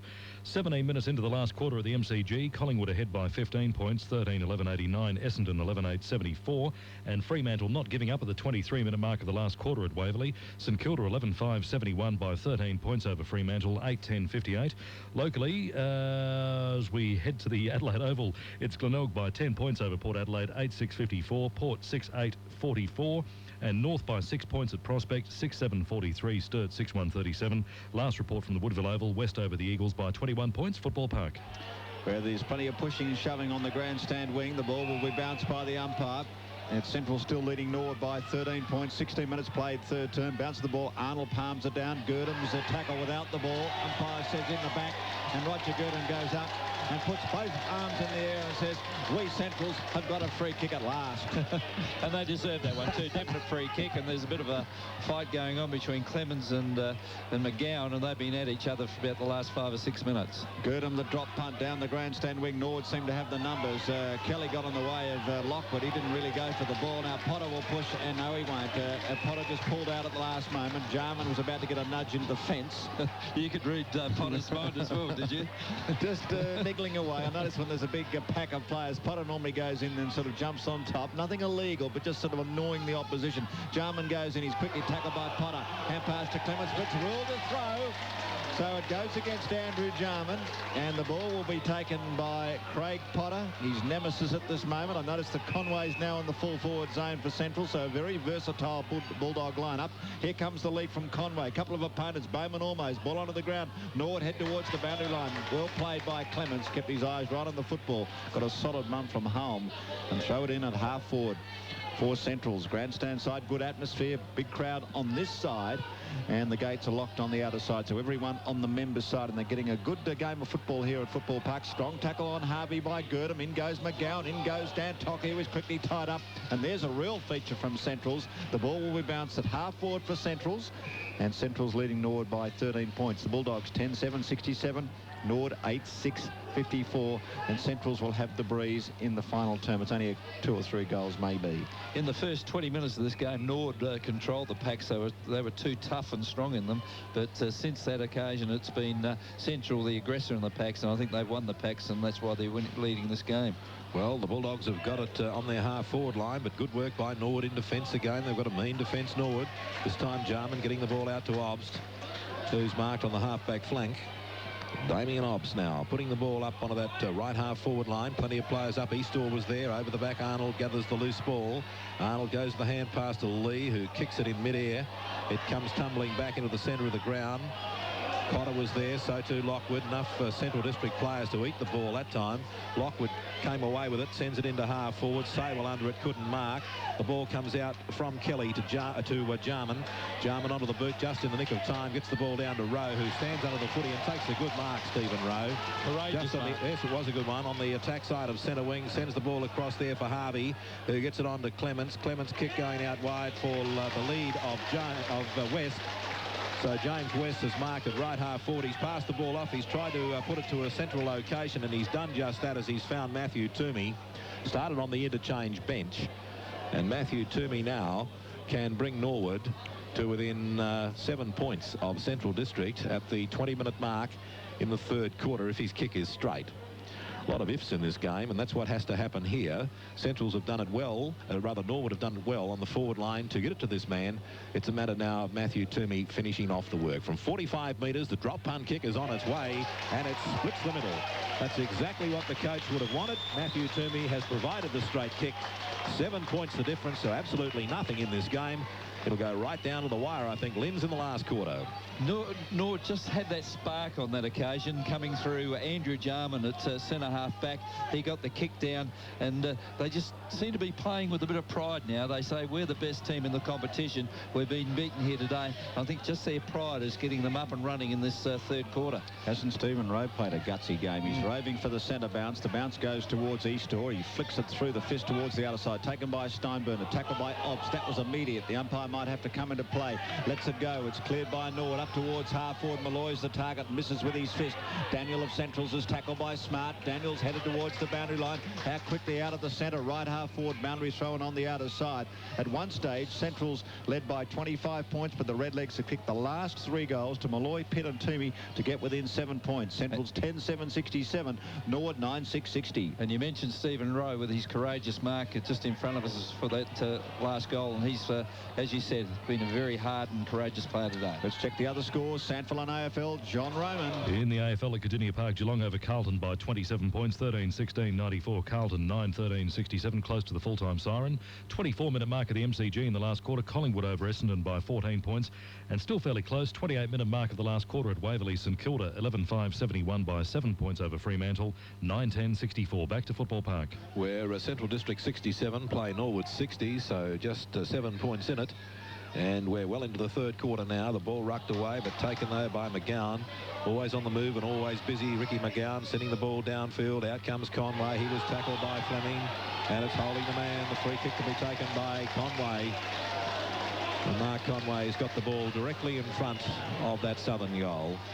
And if he puts this one through, it'll stretch the lead out to 13 points again, which will be handy for the doggies at this stage of the third quarter, Lins. Certainly be handy, but didn't Conway play that ball well? He knew the defender was there, filling him all the way, and he just always had possession of the ball, but never really took possession of it, and really earned that free kick. With Port Power, but today with Central District, Conway's kick is a good one. A lovely long kick from Mark Conway.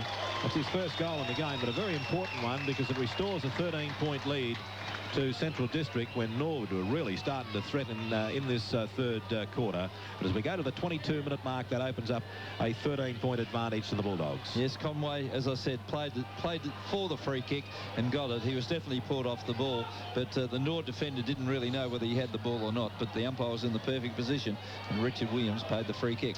22 minutes gone in the third term. Central's 11-7-73. Norwood 9-6-60 out of the centre. Jarman's hand pass was brilliant over towards his teammate in Harvey. Norwood up towards half-forward. Outsteams Hicks. It spills to Malloy. He slips. Strong tackle coming from Geister. Hicks will knock the ball outside 50. Head towards the boundary line. Pitt wants to keep it in. Well done over towards Tyson. Jams the ball on his boot, but it's gone out of the full. The free kick will go to Central's half back on the outer side. Great combination there between Geister and Hicks as they just thwarted Malloy on the outer side. As soon as he slipped, he was in trouble. Yes, Glenn Malloy, one of the things you can't do as a forward really is bulk and come back through the pack, because in conditions such as this, the ground is a little bit soft, and as soon as he did put his foot to pivot, he slipped over and he was gone for all money on that occasion. Ball spills over the back. It's almost set up for Lee, but Harding coming across on the outer wing knocks the ball away from his opponent over the boundary line on the outer side. Central's 11-7-73. Norwood 9-6-60. 13 points in favour of Central's. And does it look as though, looking at the flags at the scoreboard end of the ground in front of the corporate boxes, that the Bulldogs will have the breeze in the final turn. And the ball thrown in on the outer side. Central District with the run of it now on the wing. Norwood players in to try and take charge of the footy. The ball comes out the back with a hand pass.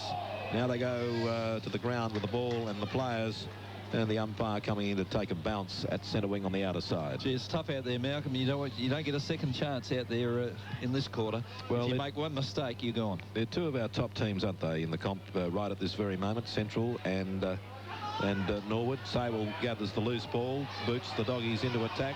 Conway's got another chance. He's got a pretty good bounce out of that. He's gathered, he's kicked, he's sent it into the full forward zone, but he's offline, and it's through for a behind for a 14-point lead to Central District. I'm not a wrestling fan, Malcolm, but when the ball was coming from about 50 metres out, I think the full-back and the full forward, Fleming and Conway, they had each other in half Nelsons. Is that a wrestling hold, is it? It is. I think they were in half Nelsons. Absolute blight on the game, I think, that wrestling, and wish they could snuff it out. But the ball goes towards the outer side, picked up by Steinberg. A strong tackle by McCormack. Now, the ball was over the boundary line. McCormack was committed to the tackle, but it had definitely gone over the boundary line. McCormack picked up the youngster Steinburner and hammered him into the turf. I think that should be a free kick to Steinburner. Correct weight near the scoreboard, which reads Central's 11.874, Norwood 9.660. And the boundary throw in half forward for Central's, palm down by Eastor, tackle by Girdham on row. The ball is over towards Potter. Here's the tackle from Jarman. Umpire says play on. It's inside 50 for Central's, cleared away by the dashing Obst. Dolst has a bounce pursued by his opponent in the Cotton. No, that was Halm. The ball to Malloy. Here comes Norwood. Malloy, centre half forward, is on the grandstand wing. Keep it moving. Norwood, a long run from Tyson. Could he get his pace to get there? He's got a couple of opponents. Swatala's there. One way, then the other way. A tumbling ball inside 50 is still alive for Norwood. Out comes Harvey. Ball towards the boundary line from Hicks. That was lovely control. Tackle on Potter is strong over towards Swatala. Swatala clears the ball towards the grandstand wing. Back to Malloy. Malloy looks, tips, and picks out his teammate, and the mark is being taken by Toomey. Toomey left half forward, 70 metres out, puts a high bomb towards the goal square. They'll fly. Onto the ground it goes.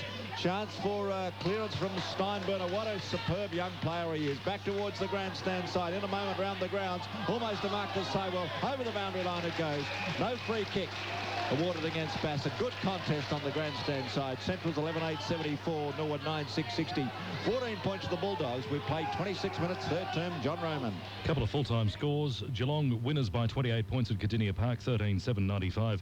Defeated Carlton 9-13-67. And St Kilda beat Fremantle at Waverley by 13 points, 12-5-77. Fremantle 9-10-64. Still a fairly exciting game happening at the MCG. There are about 28 minutes in the last quarter. The difference is 7 points in favour of Collingwood, 13-11-89 by 7 points over Essendon, 11-10-82. Details of that full-time score shortly. Three-quarter time at the Adelaide Oval. North Adelaide over Sturt by 6 points, and details of all other SANFLs coming up shortly. Here's Football Park again. And back at Football Park, Conway has taken another mark, streaming out from full forward.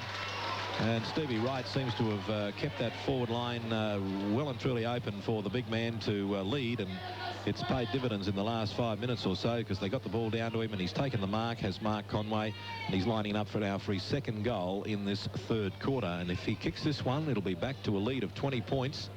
Currently it's a 14-point lead.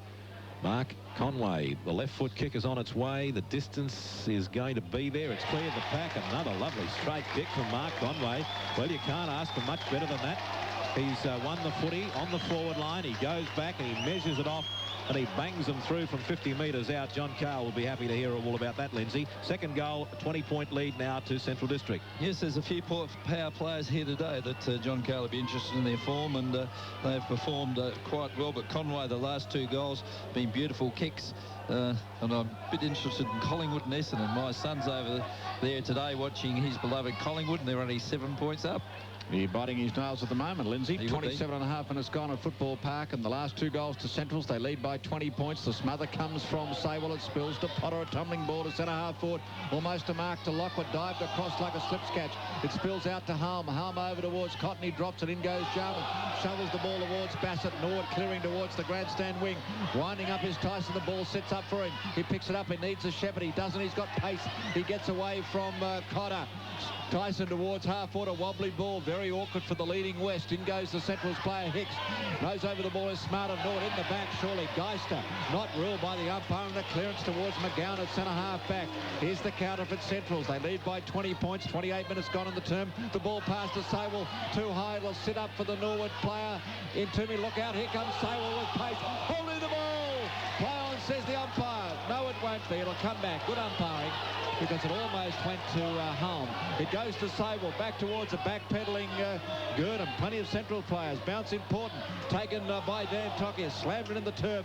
In goes Chambers. Knocks towards Girdham. Girdham goes to the bottom of the pack. No free kick. What a contest from players on both sides.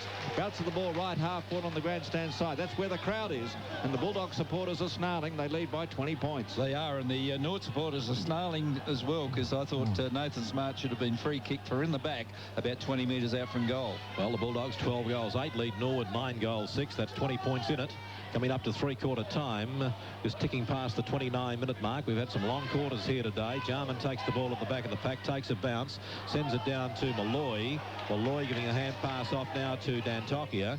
His kick goes down, almost covering to centre half forward. Over the back there, taken by Lee. Lee's hand pass to Arnold. Arnold whistle blowing, free kick. I think it's coming back to Lee.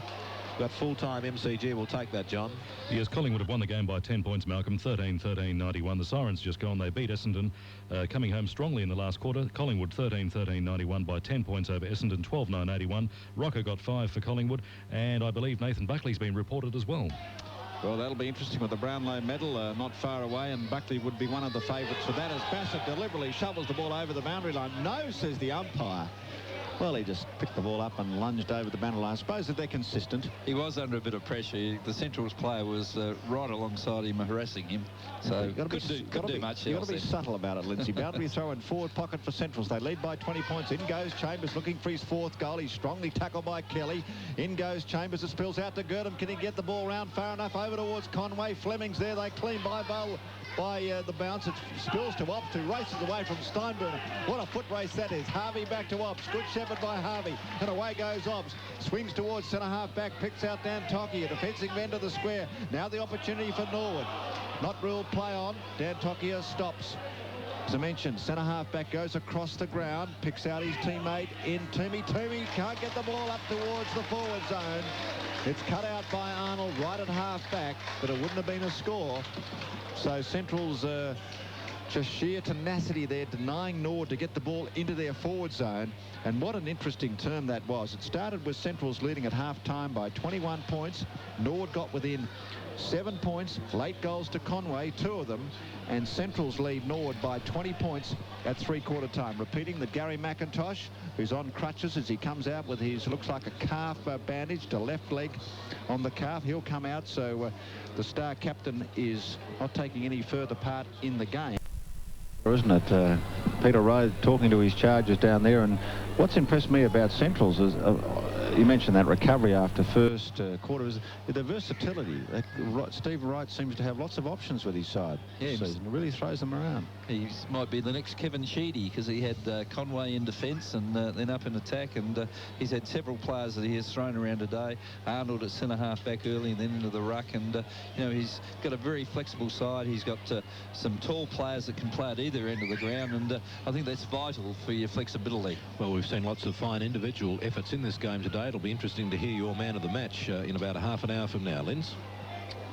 Yes, I'm looking forward to giving that. I've got 2 or 3 players in mind, so it just depends on how they finish off this final quarter. But Steinbrenner would have to be right up there. Scotty Lee, perhaps Damien Arnold and Harvey for Nord could be a possibility. I made mention earlier in the call, Linz, about the service that Scott Lee has given to the Central District Football Club. He's playing his 187th game in the SANFL this afternoon. He had well, I thought a very good brief career with the Adelaide Crows. I like him as a footballer, Scott Lee. I think he's around about 33, 34 years of age now, but I think that sort of fellow around the club really makes a difference, and you'd hope for him that they could go on and win a premiership this year, couldn't you? Yes, you'd like to see it for blokes like Scotty Lee, but you know, I think when he was cut from the Adelaide Crows, I think perhaps he might have been cut perhaps a year too early. I reckon you're right. I think he had a bit to offer, the Adelaide Crows, because they did struggle in that the first year when they did cut him.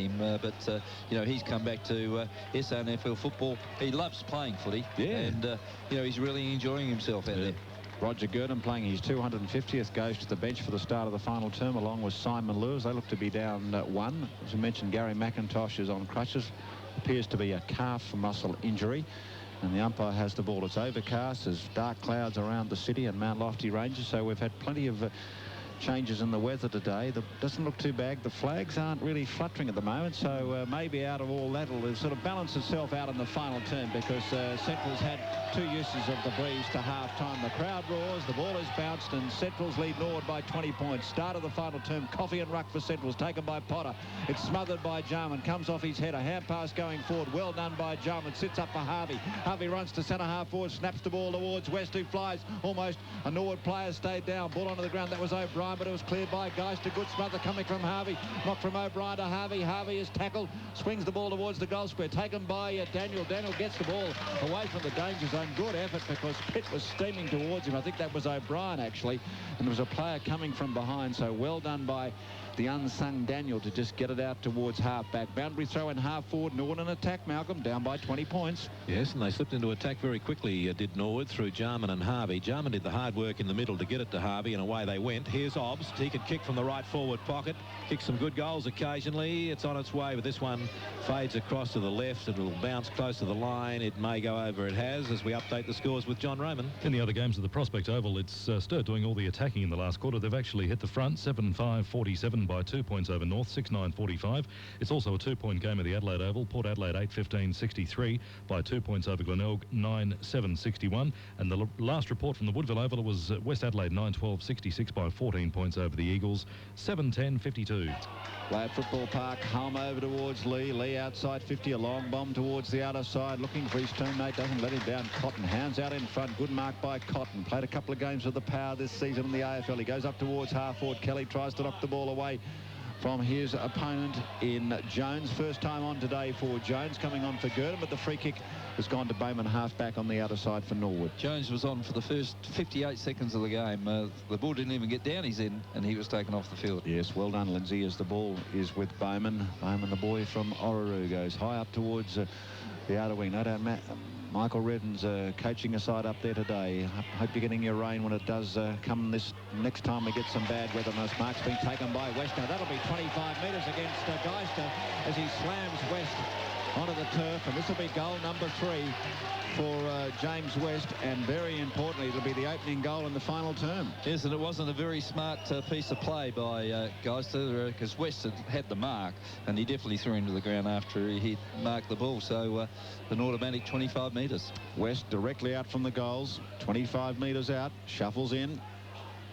70th goal of the season for James West, but more importantly the third today and the first in the final term. Top team Norwood playing Centrals. Centrals lead by 14 points. 3 minutes gone in the final term. Grandstand football, Lindsay Backman. It's interesting to point out, Roger, that Norwood have got the first goal in each of the 4 quarters here today. In the first quarter, West got the first one at the 7-minute mark. Second quarter was Malloy at the 1-minute mark. And in the third quarter, West at the 2-minute mark. And in this final quarter, at the 3-minute mark, West again. Well, there you go. 12 goals, 8 for Central, and 10 goals, 6 for Norwood. Grandstand footy, the grandstand match of the day. Norwood and Central. We could be seeing the grand finalists in action here today. And that grand final is still a fair way off. There's still some minor round footy to be played here in the SANFL. Eastor takes the ball, sends it downfield. A clash of heads out there between McCormick and West. And West has got his teeth knocked out. I think the ball comes across here to Coffey of Central District on the half-back line. West in the hands of the trainers. Accidentally crashed into his teammate there in McCormick. And the kick taken by Coffey to McGowan. McGowan marks just forward of centre wing, slips it back for Saywell in the middle of the ground. Saywell's 25-metre kick goes down onto the half-forward line. Bowman wasn't able to gather the ball. It comes to Bassett, who hand passes to Jarman. Jarman kicks back through the middle of the ground. He's got Malloy. Malloy had a player running past, but decided to take the kick. A good 45-50-metre kick down to O'Brien, who fell over in the contest. In goes Scott Lee, and the ball falls to the ground with players tumbling over the top. And the umpire will bounce at right half forward for Norwood, who are coming strongly back into the game, trailing by 14 points. Central District 12 goals, 8 to Norwood 10-6. Bounce the ball half forward for Norwood. It'll be taken by Lee towards the boundary line. Norwood want to keep it in. Working hard is Steinberg. And just the thought occurred to me, if Norwood get a bit of a roll on here, whether the fitness of Potter, whether he can keep up with Andrew Jarman. I don't mean that as a criticism, but he's getting on a bit, Craig Potter, and if Andrew Jarman can float away from him, that could be a very important decider in this match. The ball is thrown in, boundary umpire half forward for Norwood. It's rowed by Ops, runs back towards his wing, a tumbling high ball towards centre half forward of Malloy, but Malloy leaves it for out comes Toomey. Toomey steaming out from the goals. He's outside 50, wastes no time. He goes up towards the goals. He's searching for O'Brien. O'Brien, in fact, it's West. It's knocked away by Geister. Good strong effort by Geister, keeping in close body contact with his opponent, happy to hammer it over the goal line. 13 points the lead. Central's over Norwood. 5 minutes played, final term. Like all good sides, Norwood are really hammering the goals at this point. They're doing all the attacking in this final quarter. As it looks like West is coming off with a blood rule. We did mention that he did get hit above about the mouth area. Malcolm said he was searching for his teeth, but it looks like he is coming off with the blood rule. And there'll be a bit of a delay. Scott Lee's got the footy, standing at full back. 12-8 for Centrals, 10 goals, 7 for Norwood. Central now hanging on to this 13-point lead. They had a 25-point lead at about this stage of about the 10-minute mark in the third quarter. But that's been whittled down to 13 points, and Norwood are the top team in the competition. So Central District will have to tough this one out from here on in.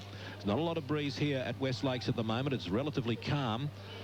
And Scott Lee just surveying all of his options. He stands at the fullback position at the southern end here at the big stadium.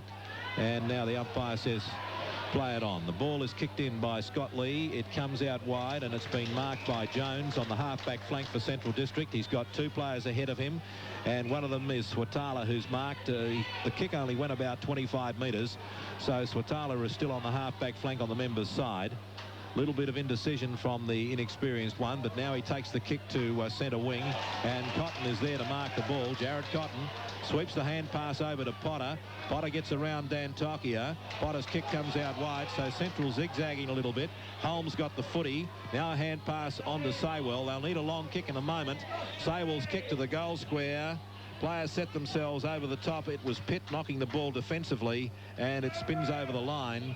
Well, there was a bit of messing around there by the Doggies, Linz. They should have got some long kicks going earlier on. Yes, but they were setting the play up, Malcolm, and the last long kick was the one that counted, but Saywell just couldn't make the distance, and no Central player could take the mark. Boundary throw in forward pocket for Centrals. Onto the ground goes Jones with the fresh legs. He's quickly pulled over the shoulder by Bassett. It was legal as the ball was taken onto the ground, and we've got another change. Is that James Saywell having to come off? Yep.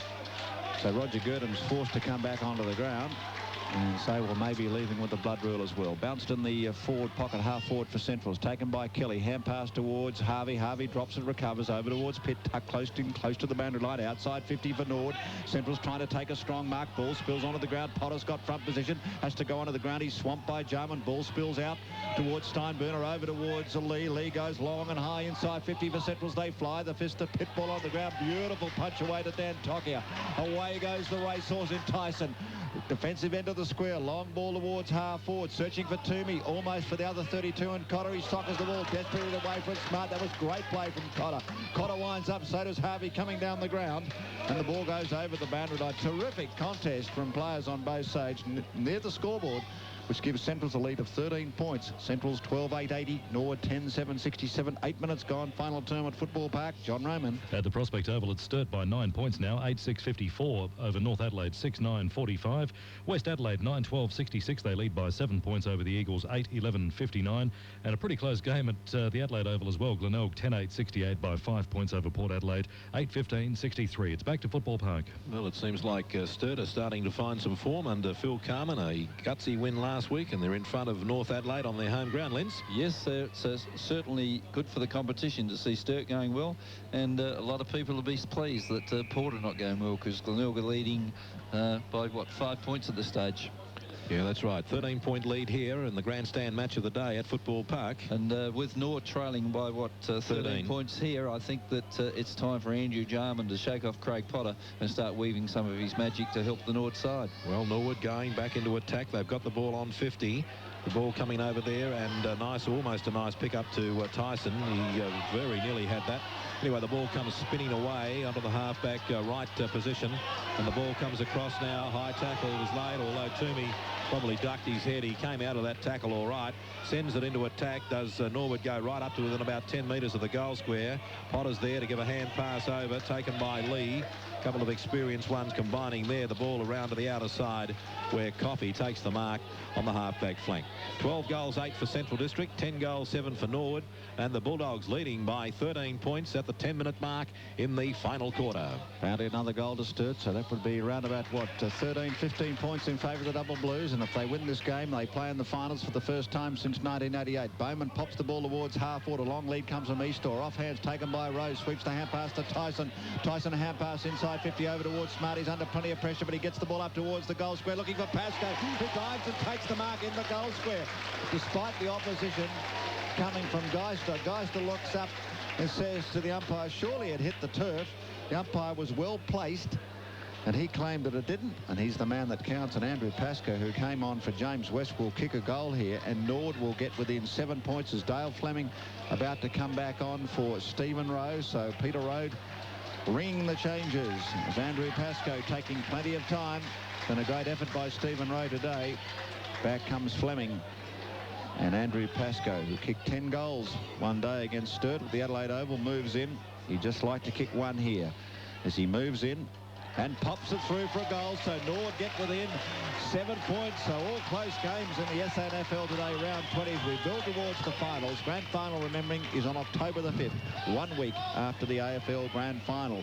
Central's 12,880, Norwood 11,773. Still plenty of time, Lindsay. 11 minutes, final term. Yeah, still plenty of time, and it's Norwood being the aggressor. They're the ones that are using their pace. They're getting numbers to the ball, and Central seem to have lost their momentum at this stage.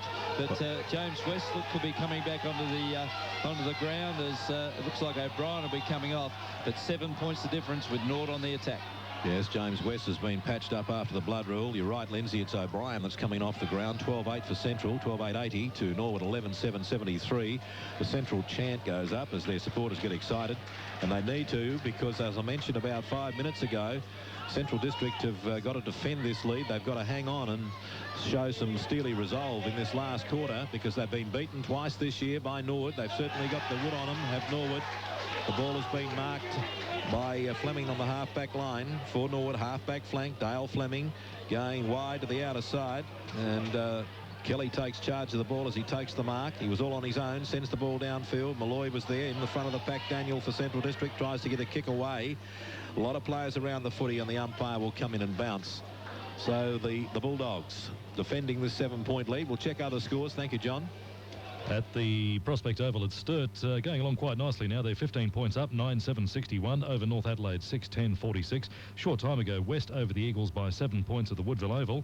And from the Adelaide Oval, that's the close one as well. Glenelg 10-8-68. They lead by 3 points over Port Adelaide, 8-17-65. It's Grandstand, 891 Adelaide's 5am, ABC Regional Radio, Football Park.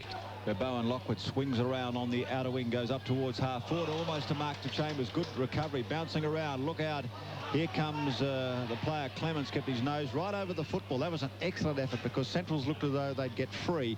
Wing half forward on the outer side. Yes, good play by the Norwood defence, and they really close things up.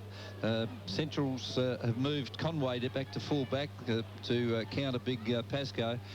So their goal kicking forward in that final 10 minutes of that third quarter, Conway, when he booted 2-3, is down to full back.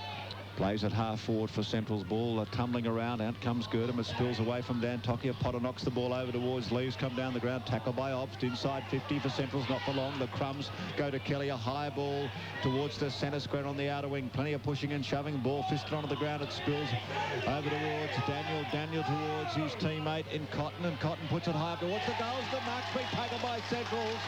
Clever play by Damien Hicks, just shepherding for his teammate. It was legal, and Matthew Jones, the boy who was on for less than a minute at the start of the game, can kick a very important goal here for Central's. He has to, and I'm just looking at the player who kicked it to him. I think that was Jared Cotton, and he's down, I think, with a bit of cramp. But all eyes on Jones. The lake end of the ground from 35 metres out. He goes for home, and he's kicked the goal for Central. So a bit of breathing space for the Doggies. They lead the Redlegs by 13 points. 14 minutes gone in the final term. Lindsay Backman. Yes, that was a good play by Hicks down at full forward. He just got his body in between the Norwood defender and James, and he really didn't. Gee, that looks could be a bit more serious to Cotton. I think they're calling for the stretcher. So I don't know whether it's cramp or not, but they're holding his right leg in the air, and Cotton seems to be in a bit of pain at the moment, so that would be bad news for the youngster. I had the glasses on him when he kicked it. He sort of winced and actually held his leg. So yes, it looks to be a lot worse than that, as Craig Potter goes in to console him and then claps for his teammates. But what a terrific game of football it's been, Lindsay. Central's 13-8-86, Norwood 11-7-73, 13 points in favour of the Bulldogs. 15 minutes gone, final term. Yeah, the best, most pleasing thing, Roger, is the character shown by both clubs. They're both top teams in the SANFL, and it's been Norwood opening up the first part of each quarter, and you know, really coming back, but then Central's just regrouping and then coming back and just kicking away from Norwood in the final stages of the last 2 quarters. Good effort by Matthew Jones in the last quarter. He's been everywhere, hasn't he? I suppose that's what an interchange player is meant to be, but he's had some very constructive touches. Yes, I noticed early in this final quarter he was on the half-forward flank down the lake end, and he led right down for a kick-out, come right down the centre wing here, and took an unopposed mark with his opponent some 50 metres away from Jones. But this is really bad news for young Jared Cotton. Yes, and he'd be very disappointed because his whole career is ahead of him right now, and it's a leg injury by the looks of things, and he'd be so annoyed that he may miss some football. You never know, do you? Sometimes they spring back very quickly. Pinch a nerve or something like that. Gets assessed, and they're back on the track very soon. Look at Barry Stanfield. He crashed into the behind post. He was in the civvies before the end of the game, and he's back playing for Sturt today. Yeah, it's amazing. Rod, you saw it on, you had the glasses on. When he kicked, did he fall over or did he get bumped? It looked more like a sort of a hamstring or something, where he sort of kicked and then virtually grabbed the leg. Yeah. Well, that could be the case. Could be a pulled muscle or a hamstring, or you never know what it might be. But he's been stretched off the ground, Jared Cotton. And bad luck for him, because he's one of the important cogs in the Central District side, and they're leading by 13 points at the moment. Central 13 goals 8, leading Norwood 11 goals 7. And the time clock is saying almost 17 minutes, but there'll be a lot of time added now because of the injury time and the blood rules in this last quarter. And Jarman takes the ball out of the middle, blasts it away as the game restarts. Up it goes there to James West. He's taken out over the line with the ball by Paul Geister, and there'll be a throw in that left forward pocket. And that was Andrew Jarman who got the ball right deep into attack for Nord, and that's about the first time he's done that in the final 3 quarters. He did it in the first kick of the last quarter here, Linz, when he got it onto Harvey, so he was responsible for getting that first forward movement. Here's Pascoe, ball smothered that time by Coffey, and Daniels of Central District he may even pick up a free kick. He has. And Brenton Daniel will take the free kick for Central. Well played by the youngster, because he got in front every opportunity. The free kick, he passes to Lee. Lee straight the ground, down the ground looking for Girdham. Ball on the ground. They come in from all angles, picked up by Malloy. Slides the hand pass to Bassett, defensive end of the square. Norwood with the opportunity to put the ball towards Tyson. Takes the mark despite the opposition of Switala. The ball on the grandstand wing. It was knocked away, and Tyson can't run away from his teammate. He's got to come and kick over the mark. He was nice try.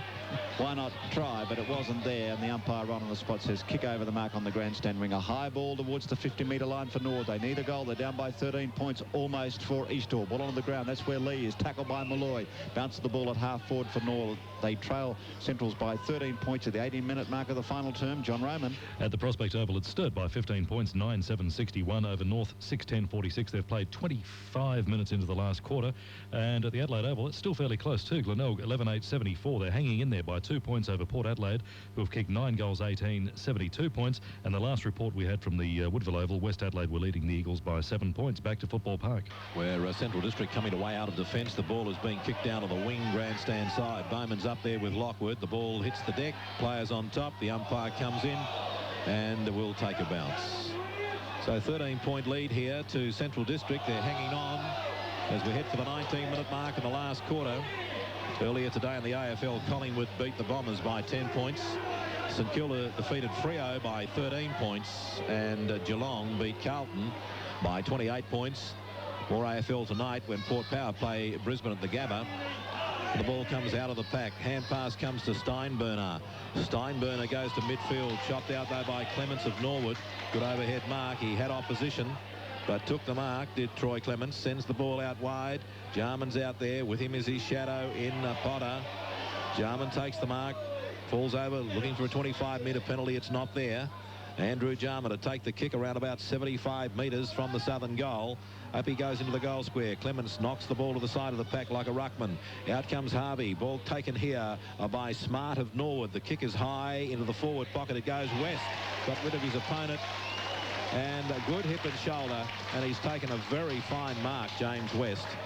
And he's booted 3 in the game today. Now, if he kicks this, and there's every chance he will, because he is a specialist goal kicker, James West, with AFL experience, came from the Glenelg Football Club, and now he is lining up to bring his side, Norwood, within 7 points of the Bulldogs. The kick is on its way. Looks okay for his 4th for the afternoon. A very good mark on the forward line. Topped it off with a nice straight kick on the angle. James West gets 4, and Central District come back to the within 7, Norwood come back to within 7 points of Central District as we update other scores with John Roman. At the Prospect Oval, Sturt have won 4 in a row. They're home by 15 points, 9-7-61. 15-point winners over North Adelaide, 6-10-46. About 2 or 3 minutes to go at the Adelaide Oval. Glenelg hanging in there by 2 points. And we'll have a score check from the Woodville Oval for you shortly. Back to Football Park. West Central's 13-8-86 and Norwood 12-7-79. 7 points in favour of the Bulldogs. The ball is bounced. It's 50-50. In goes Potter. Gets the ball on his boot. Central's up towards centre half forward. They need a countering goal. The fist of Nantucket taken by Girdham. A high ball inside 50. Up towards the goals and Hicks onto the ground. It spills to Jones to kick another goal. He does! The country goal by Jones. Brilliant stuff by Hicks, his teammate, doing the shoveling. But Jones has emerged in the final term. He's got 2 goals. It's back to 13 points in favour of Central's over Norwood. And because of that result at Prospect, Lindsay, Sturt in the finals for the first time since 1988. Remember Mervyn Kane? Yes, I remember Mervyn Kane, but isn't it great to see Sturt been battling? They've been the cellar dwellers for, what, 8 years. 8 years. Gee, it's a long time, isn't it? Good to see them. And but Craig Potter, you can't say enough about his game here today. He got the ball out of the centre of the ground then, and that resulted in a goal to Central. Central's 14-8-92. Norwood 12-7-79. 13 points in favour of the Bulldogs. 22 minutes gone. Final term, John Roman. Just repeating, Sturt have won the game at the Prospect Oval. They beat North Adelaide by 15 points, 9-7-61. North 6-10-46. It's an 8-point ball game at the Woodville Oval. West Adelaide 11-13-79 by 8 points over the Eagles, 10-11-71. And at the Adelaide Oval, Glenelg 11-8-74. They lead by 2 points over Port Adelaide, 9-18-72. Close to the siren. Back to Football Park. Central District leading by 13 points here in the grandstand match of the day. The ball taken by Daniel to get the Dogs back into attack again. Comes to right half forward. Girdham leads in the chase for the ball. Girdham now tackled. Yes, he's being tackled without possession. I don't think he's 100% fit, Roger Girdham, but he's playing out his 250th game this afternoon. He kicks down ground, plenty of players up, and the ball comes spinning out of the pack and goes over the line for a throw-in. The left forward pocket for Central District. Up to the 23-minute mark in the final quarter, but I reckon probably 10 minutes to go in this game with the amount of time lost in the last quarter. Most quarters have been running 30 or 31 minutes today. The ball runs over the back.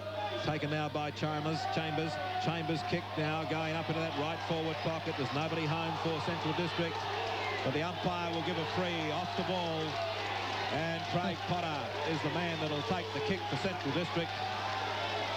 Now this is going to be a very, very important kick here for Central. If Craig Potter can convert this, it will mean a 19-point lead to Central. I just said there's about 10 minutes to go, so really there's heaps of time for Norwood to kick 3 or 4 goals. But I just sense now, Lindsay, that Central are starting to sense victory here, and this will be the big telling kick for the Doggies this afternoon. Craig Potter trots in over 50, drop punt kick on its way, and it's hit the post. Oh, bad luck there for Craig Potter. He had the chance to just about stitch this game up, but Norwood still in there as Central District lead by 14 points. The chain of events on that occasion was that Andrew Jarman was put down behind play. The umpire paid him a free kick, and he got up, going back to take his free kick. He put Craig Potter down, so the umpire reversed the decision. Everybody's putting everybody down here at Footy Park. Let's get another score check from John. At the Adelaide Oval, Glenelg have won the game by 2 points. No doubt a quiet lemonade coming up the football club rooms tonight. 11-8-74 by 2 points over Port Adelaide.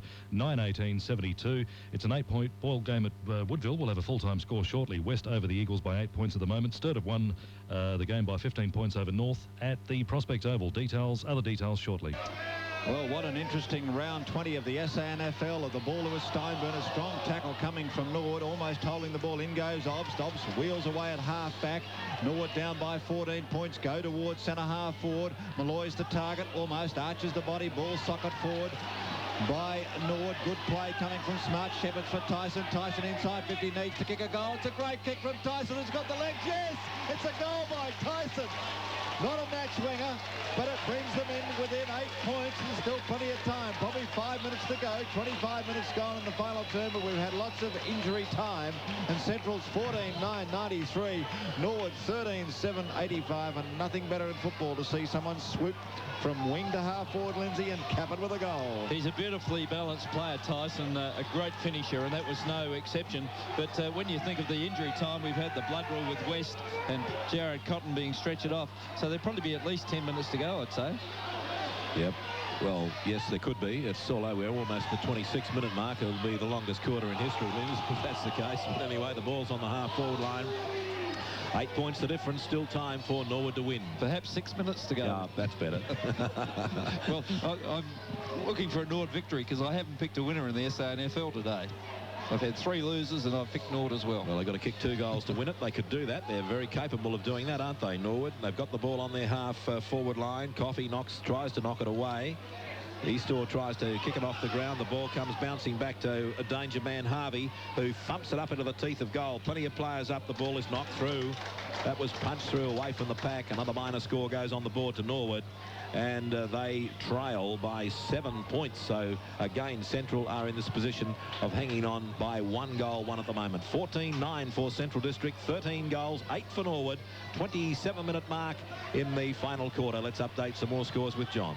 At the Woodville Oval, West Adelaide have won the game by 8 points, 11-13-79 over the Eagles, 10-11-71. Sturt 9-7-61 by 15 points over North Adelaide, 6-10-46. And the close one so far, Glenelg 11-8-74. They won the game by 2 points at the Adelaide Oval over Port Adelaide, 9-18-72. Football Park. 27 minutes gone in the final term. Lures the leader on the grandstand wing, does the tackle on Malloy. Malloy keeps his calm down in front of the Bulldogs bunker. Lures working hard, a pat on the back from Jones, who's kicked 2 goals in the final term. The crowd roars, they're all locked into the members' side. Norwood 13-8-86, trailing Centrals 14-9-93. Ball fisted by Coffey, only finds Bassett. A high wobbly ball towards half forward for Norwood. Will it go out in the full? Yes! Tyson trying to get there, but it blew away from him, and Scott Lee, who looks to be marking Tyson, takes the free kick halfback. Twirl of football for Lee. Here's Scott Lee to take it on the half-back flank. 14-9 Central, 13 goals, 8 Norwood. 7 points the difference. Scott Lee's kick comes to centre wing on front of the members and rolls out at the interchange gate. And there'll be a throw-in. Comment Lindsay Backman. Well, Norwood just need a lift, and they need it around the ball. They've got to start winning the ball clearly from the packs and running the ball quickly into their attack. It's the only way they can kick the 2 or 3 scores that's needed. Third meeting of these 2 clubs this season. Norwood won the first 2 quite convincingly.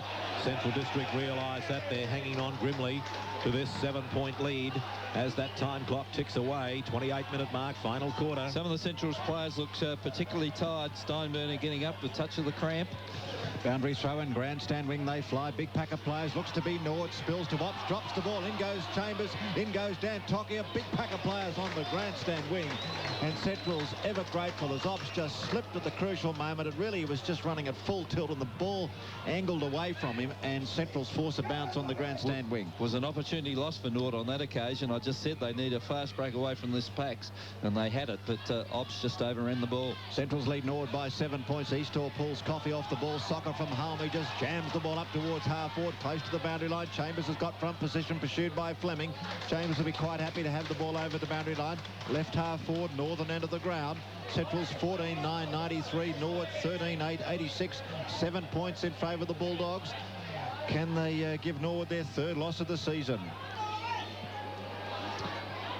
Okay, we'll just take the ball over the boundary line. Yes, let's have a check from John Roman. Yeah, we reported that West Adelaide won the game by 8 points at the Woodville Oval. In fact, they only won by 1 point. It was a fairly close game there against the Eagles. 11-14-80 by 1 point over the Eagles. 11-13-79 at the Woodville Oval. 7 points the difference here in favour of Central District at Football Park as the ball is kicked up onto the wing, and the ball is knocked over the line by Grant Coffey, and that will result in a throw-in. So we're almost 30-minute mark.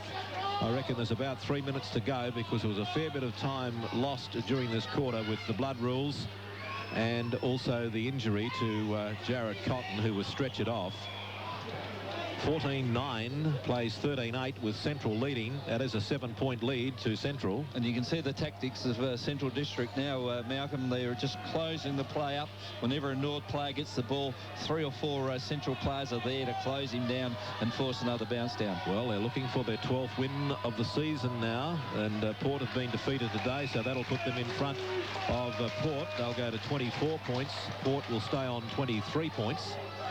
So they'll get 2nd spot if they tough it out, and they have to tough it out because Norwood are capable of kicking a couple of goals. They got that little odd number to contend with. They're trailing by 7 points and time is running out, so they've really got to kick 2 goals. The ball stolen away. A hand pass comes to Harada. Central District did well off the half-back line that time, getting the ball down, whistle blowing. Bowman's free kick. He hand passes to Dan Tokia. Norwood running. Dan Tokia gets the kick away just in the nick of time. Lee's back there defending stoutly. This is where his experience comes in. Lee slips the ball across to the boundary line where the mark has been taken by Steinberner. A very promising youngster, Nathan Steinberner, on the Port Power list, and Steinberner boots away from half-back, comes down over the centre wing, taken that time by Bassett, and he's ridden to the ground with a tackle, and the umpire will come in and bounce. So it finishes up a cliffhanger here at Football Park. We're heading for the 31-minute mark in the final quarter here on Grandstand Footy. 14 goals, 9 for the Bulldogs, 13 goals, 8 for Norwood. Central hanging on to a 7-point lead with about 2 minutes to go, I'd reckon, in the final quarter. Steinberner's hand pass is class in the clinch, over towards Lockwood. Can't get away from a strong tackle, not holding the ball bouncing around. It spills over towards Ops. Pass goes under pressure from Swatala. Hand pass is good under pressure to Smart, who races across the centre square defensive side and picks out Harvey. Harvey stops on the outer wing, wheels around. Norwood down by 7 points. They need 2 quick goals. The ball's popped high towards centre half forward. Conway's there. Good, strong mark by Conway. He's been very, very good in the final term, and the siren sounds, and Conway reefs the ball away towards the supporters on the members' side, and the doggies are happy. Norwood have had their 3rd loss of the season, but they've gallantly gone down, coming back in the final term. Central's led by 20 points at 3/4 time, and it ended up 7 points in favour of Central's, 14-9-93 to Norwood, 13-8-86. A tremendous game of football. In fact, an excellent round of Sandford. And as you heard, Sturt beat North by 15 points at Prospect. So the Double Blues in the finals for the first time since 1988. And Central's, as mentioned by Malcolm, now take 2nd position. So they're guaranteed a top 3 finish, as Roger Girdham, playing his 250th game, is chaired off by the Central's players. Cotton and Coffey play their 50th. But a great sight for the doggies. And there goes Scott Lee going across to Gary McIntosh. Tremendous sight. Good to see that. Shake of the hands. And Lee goes back to his teammates. So great celebrations for Centrals. They are a contender again. Make sure of that. It'll be a tremendous final series. Central's winning by 7 points. Lindsay, what a great final series coming up. Well done, Centrals. Well, it was an excellent game of football, and congratulations to Centrals and congratulations to Roger Girdham, 250 games. And as always, he was strong, courageous, and just put his body on